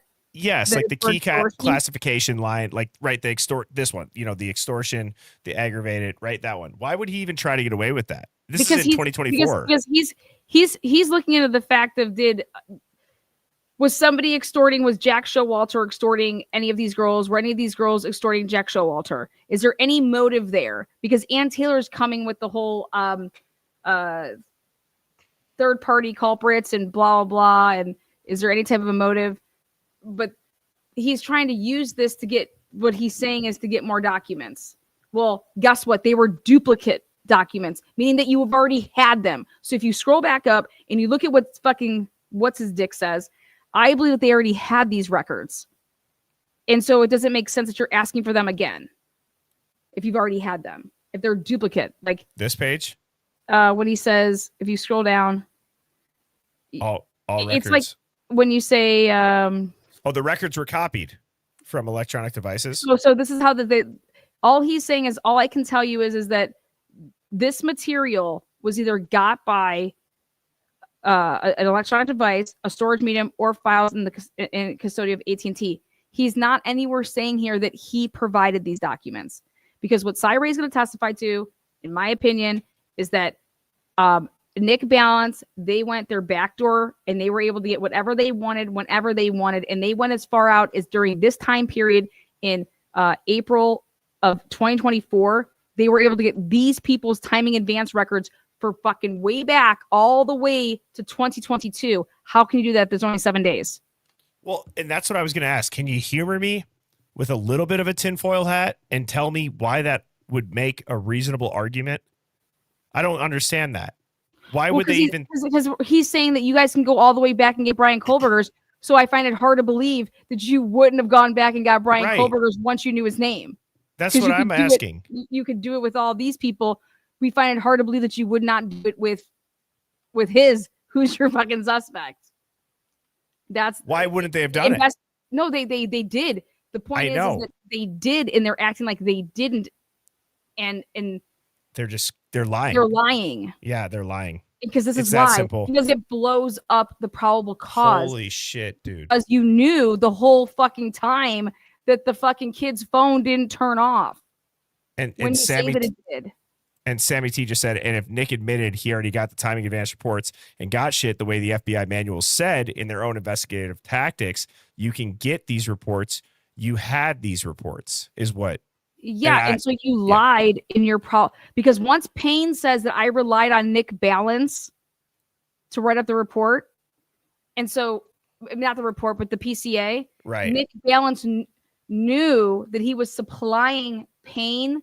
Hey, yeah, say that the phone shut off at this time, knowing that it had all these handoffs. Okay, so he knows all of that. He knows the phone is doing whatever, and he knows that he can't put the phone on that sedan that they want to put it in, because that's how we're not going to use the IGG. What this ends up doing is when you present this to the jury, it's saying they lied about all of this. So what else do they lie about? And that's where the whole IGG comes into play. This whole planting of the fucking these are the people that we're dealing with, and you don't think that this the sheath was planted? It's the same thing that Karen Reed did in her case to show that these fucking cops are garbage. Are absolute fucking trash. Whether they're trash because they're inept, whether they're trash because they choose to be, it doesn't fucking matter. They are not good at their job. They fucking suck. Okay? And we cannot put anybody to death, nor even remotely say that or put them in prison off of this shit. It's principle at this point. It's principle. Yeah, you guys knew that you didn't. This is not how you obtained his arrest. Yeah. You didn't find him out because of fucking these people from WSU saying, "Oh, we found this vehicle. We got this vehicle here." It's all lies. In which is probable cause, which means everything flows from it, which means everything is inadmissible. You don't get his DNA, gone. It's excluded. You don't get this. You don't get this. You don't get this. Now go to trial with no fucking evidence. And that's why Ann Taylor was like, her brief says it all. She was going to bring up every argument at trial. She was going to object to everything. They have no foundation. They cannot lay foundation. They cannot ask anybody anything because there is nothing. Nobody did anything in this case. And the people that did are fucking not even speaking. So I have two questions for you. You're on fire right now. Dude, it's just that's fucking egregious. Epic. And it's just great. I hate liars. Yeah, me too. Fuck these liars. And if it means a fucking guilty man goes free, it's better than an innocent man. You know, they say 10 guilty men. Yeah, you fuck them. Fuck this. So And actually, I don't know if you were in the chat before, but I had said something. I'm like, I like whenever you and I kind of collab like this. Our brains are different, right? And I'm like, But we feed off each other. and we also have the same passion, which is I call it narrative warfare. You just said, you'd rather have it's the principle you have to stand on. You can't fucking lie to get a conviction, Yeah. right? Go about it the right way, and I can't stand it. What's your methodology? Like, you want me to believe in you after you're going to sit here and you did this, but then you want me to believe you that you seen there's only one person that did this shit, and then the way that you work through something. You can't even tell that a 19-year-old hosed your ass and then another 19-year-old hosed your ass. Right. Get the fuck out of here. I don't know. I know you were at dinner, but in the beginning of the stream, I played the Joker saying like, you want me to just forget the lies, the manipulation, and now I'm the problem for simply asking questions? Like, no way. Yeah. Like, no, we're not the problem. And so let me ask you this then. So let me ask you this. What is their motive to even attempt to do this? Is it covering up solely the fact of how they found Brian Koberger, what they built the case around? Are they like, I've seen stuff in the chat. I'm just getting your opinion on it from a standpoint of people have said they're protecting the Brotherhood. They're terrified. And they're like, what do you think their initial motive was to initiate this entire ordeal that they probably knew if they have a half of a brain, this is going to come crashing down on them? Yeah. I mean, they have a person that's delivering food at 4 a.m. who's a known drug addict, who is a known buyer and seller, a CI, okay, who, wow, I cannot believe that this is who's at the house at 4 o'clock in the morning, okay? When the jury finds this out, oh my God. They got that. And then make sure you go into why would AT let him plea to sum this up? That's an easy one. Okay. If Brian Kober asked very simply, if he was like, oh my God, okay, well, what do you think? If he says that golden question, what do you think? Ann Taylor has to tell him what she thinks. If he'd never asked for her opinion, but I believe that if Brian says, well, what do you think about this? Then she would give her job is to save his life. Okay. Right. Her job is to save his life. That is her job, period. So I just think that if he said that golden question, okay, well, what do you think about this? Which I can't even believe that he would ask. I would never ask that. I would say he could take that and shove it so far up his fucking ass. And I would say, you're not fucking going to try to come in here and tell me to take this, are you? That's you. I would want my defense attorney to say that. Just again, because you can't. You have to remember this is a death penalty case. And she has to, there's certain things that she has to do. Because if Brian was to ever say that my attorney never said this or my attorney didn't do this and blah, you know what I mean? Like okay, I guess, yes. That's got to be, yeah. So that's I was why talking more. If he asked that golden question, which is what is your opinion, then she, I think has to stay within the bounds of a death penalty case. That's what I think. That's where, I said like, I like it because our brains work different. In my head, I'm like, I want a defense attorney that's standing on principle. Like, take that, the Key West boomerang up your ass, whatever it is, right? But you're saying it from a practical standpoint. I think it's down to her oath, and I think that I think that if he's maintaining his innocence, right? If he's like, I get that you want to save my life, but I didn't do this, and then she's saying things like, she could have said, hey, I get it that they said that you can never appeal this, blah, blah. But Brian, there are ways that you can appeal it. Let me tell you how you could do that. Let me tell you how that could happen. Maybe he's asking her those things. If I'm waiving my right to appeal, does that truly mean that I'm always and if she's telling him, which I think that she would say, Brian, you're a smart young man and you know that there's loopholes for everything. You know what I mean? I think that she would be saying things to him that she probably would have brought up the case that everybody's been talking about. Do you think he didn't know about it based on his papers and stuff? I'm always curious. Like, I've kind of bantered in my own mind back and forth of, is there some sort of... Hey, tell Bonnie that I'll stop saying that. Lana, stop saying this Brian not innocent. He is. Brian said he was guilty. I'll start saying that when Brian says that. That's all I got to say, Bonnie. So, do you think there's no, I mean, It is what it is. That's the best part about the Hive. You could say that, and I don't think it's important to say Bonnie's that, going to guys. say it. Yeah. Do you know how many people would kill to have an attorney like Ann Taylor and Mathis and Jay and Becca Barlow, and then all of these fucking experts? I know so many people that are actually innocent that would have killed for a goddamn defense like Brian Culver was given. Okay. Right. Brian did what Brian wanted to do. And he said, stood up, raised his hand, fucking proud, stuck his fucking chest out and said, I killed 4 fucking people. It's crazy. Wherever he said it, that's on him. I believe he said it because he did it. And you want to know why I'm saying that? Because I can't mind fuck myself to say that I would say that I killed 4 people if I did not. And I'd be lying to you if I told you that, oh yeah, I could say that I killed 4 people and I didn't. I'm a very fucking heart on my sleeve type of person. And what you see is what you get. And if I had defense attorneys that were going to fight to the death of me, okay, I don't want to hear, I was scared for my life and blah, blah, blah. Dude, prison's a death sentence. Yeah, Stop fucking living in fantasy land. You fucking fight. You fight for your innocence. You stand up and you fucking, I'm not saying I killed 4 people. I see a lot of things in the chat, which this is honestly what I was going to ask you, Lana. The rumors about the plea deal coming from family threats, things like that. What are your thoughts on that?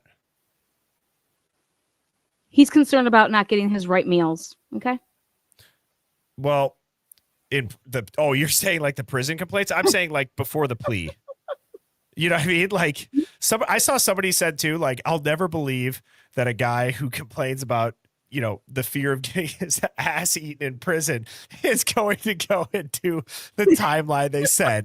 And I just lost my mind. I saw that on X. Dude, how about this? If Brian is guilty, you guys start asking yourselves this question. Why the fuck wouldn't you go to trial when you could have beat the fucking case and you could have been this serial killer that got away with it? Well, but dude, that's what I don't understand, Lana. He would have walked. You got to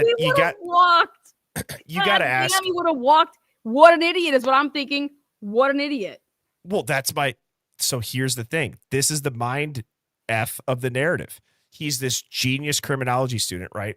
He wants to feel what it's like. If he's that guilty, or if he was going to try to get away with it, typically serial killers and their personalities, they're gloating, they're talking, they're doing this. He didn't say a word. Okay. I'm saying historically from the big ones like that are this high profile, maybe not all of them. I'm sure somebody could find the outlier. My question though is he's studying it. He's writing papers about 90 to 95% of trials or cases don't even go to trial. They're forced into a plea deal. They're overcharged. Like, let me ask you this. So all of that, and that's the choice, I think is what's getting a lot of people wrapped up about why the plea. And it's making Ann Taylor's, how can you say it? I don't think Ann Taylor wanted any part of this case. I think Ann Taylor, how do you think it would be for Ann Taylor for the rest of her career and her family when she's going to take down people that have all this fucking power? Maybe Ann Taylor looked at it like there's certain things that I'm not willing. Hey, he asked for my opinion. On. Yeah. Like some things aren't, maybe Ann Taylor, people want to talk about being threatened. You guys, let's go back to this. Do you guys remember when Ashley Banfield interviewed Kara's ass in the car and she was on a warrant? Okay. And Ashley Banfield puts her on and fucking they lie to her and tell her that that Ann Taylor was her attorney and that she had power of attorney and all this crazy ass shit. Do you guys remember that? Wasn't it something that it was, if I remember the absolutely wild. Wasn't it something that it was broke they on went Reddit after her too? Job. They went after her job. They went after Ann Taylor saying that she was unethical, that it's a conflict of interest, that she just, they went after Ann Taylor's job, her career, her livelihood.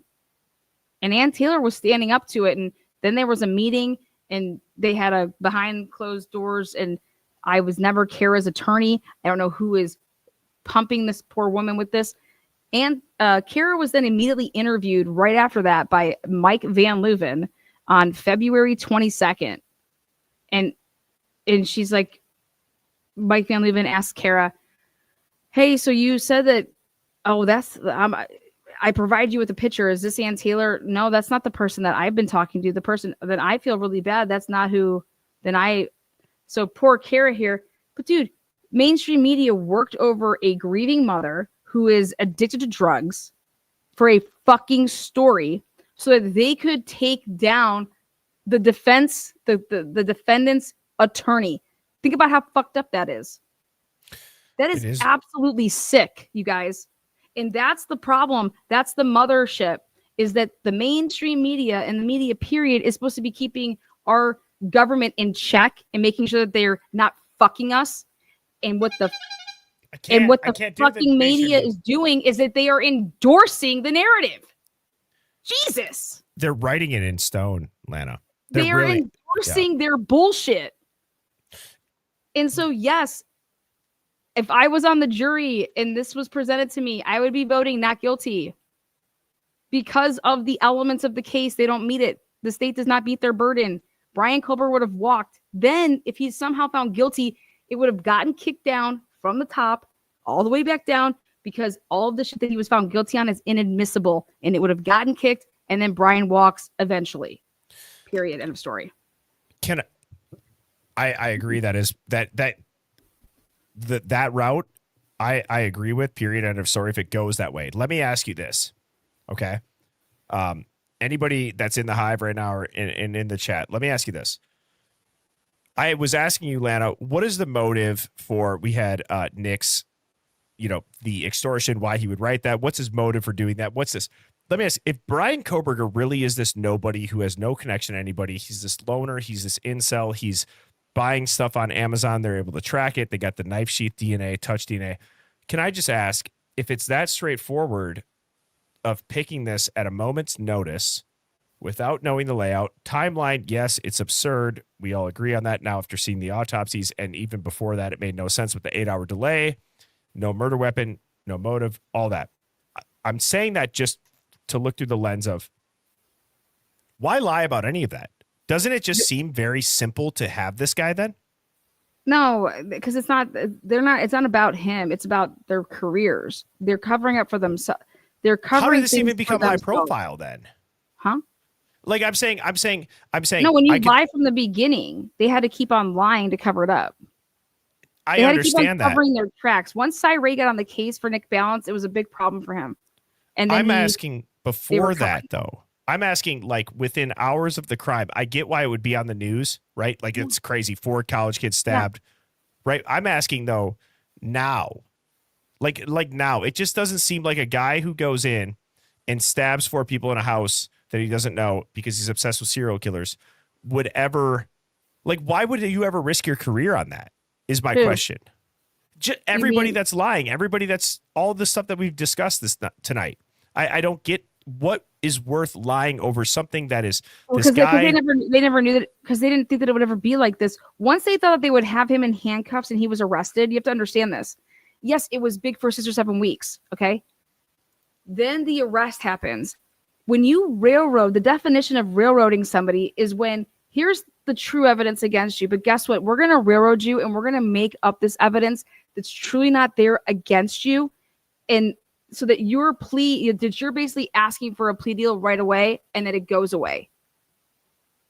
This was never supposed to go past a couple months of like the Chris Watts case where you're pleading and this is over and done with in a couple months. And then everybody's bad acts is never coming to surface. Going and using Othram and how we ever got to him and that we used IgG illegally. None of that comes out. Nothing is coming out. This was supposed to be. And then guess what, though? That's not what happened because of Ann Taylor, of Brian, of them saying, I didn't do this, all these things. And they were not expecting any of that. That's how this got to where it got to. And they had to keep on lying.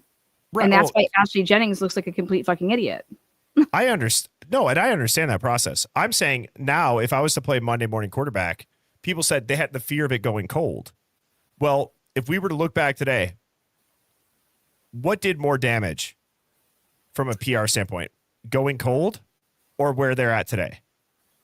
Why lie, risk your careers, still be in the news, put an innocent man in prison or somebody who has reasonable doubt in prison versus, guys, we don't fucking know.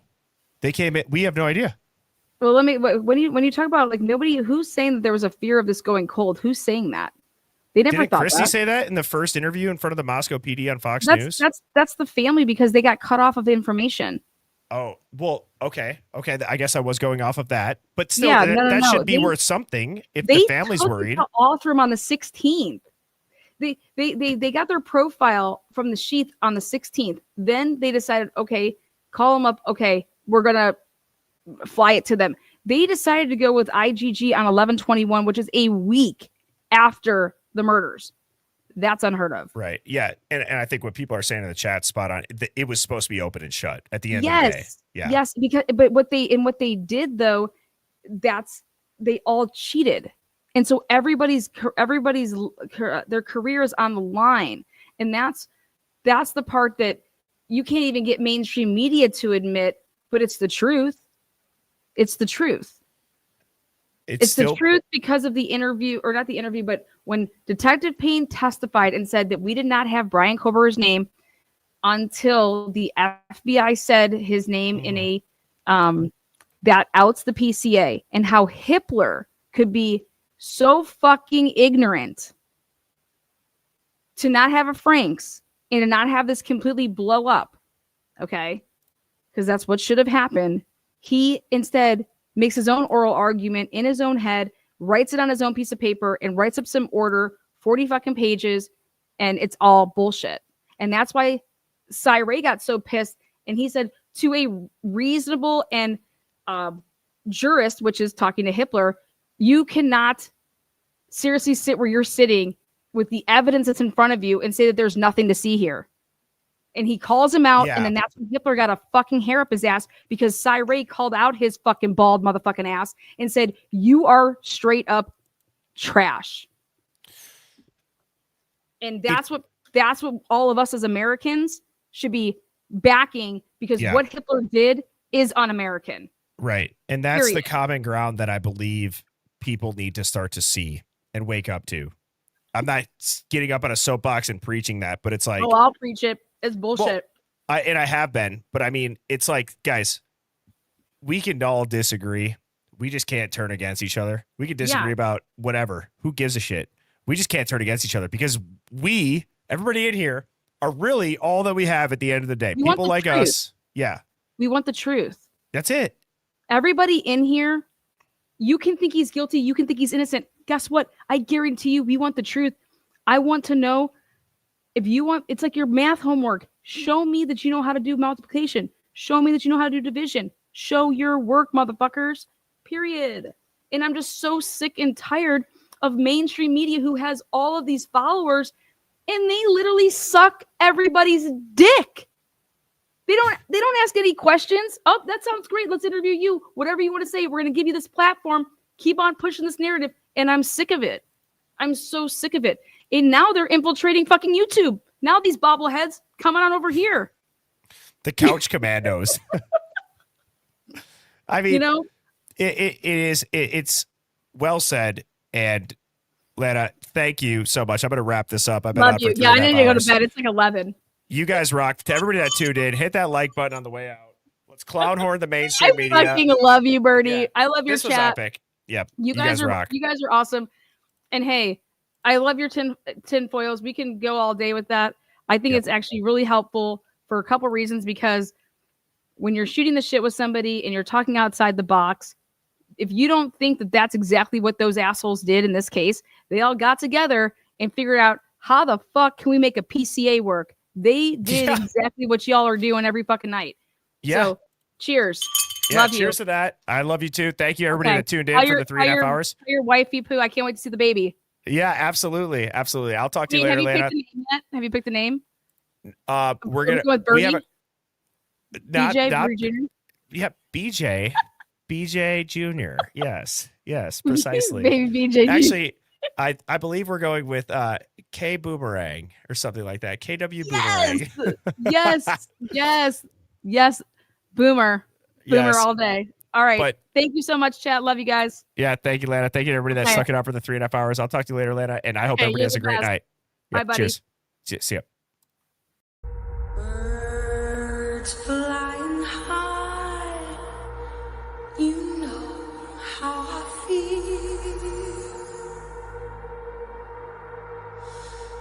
Sun in the sky, you know how I feel. Breeze drifting on by, you know how I feel. It's a new dawn, it's a new day, it's a new life.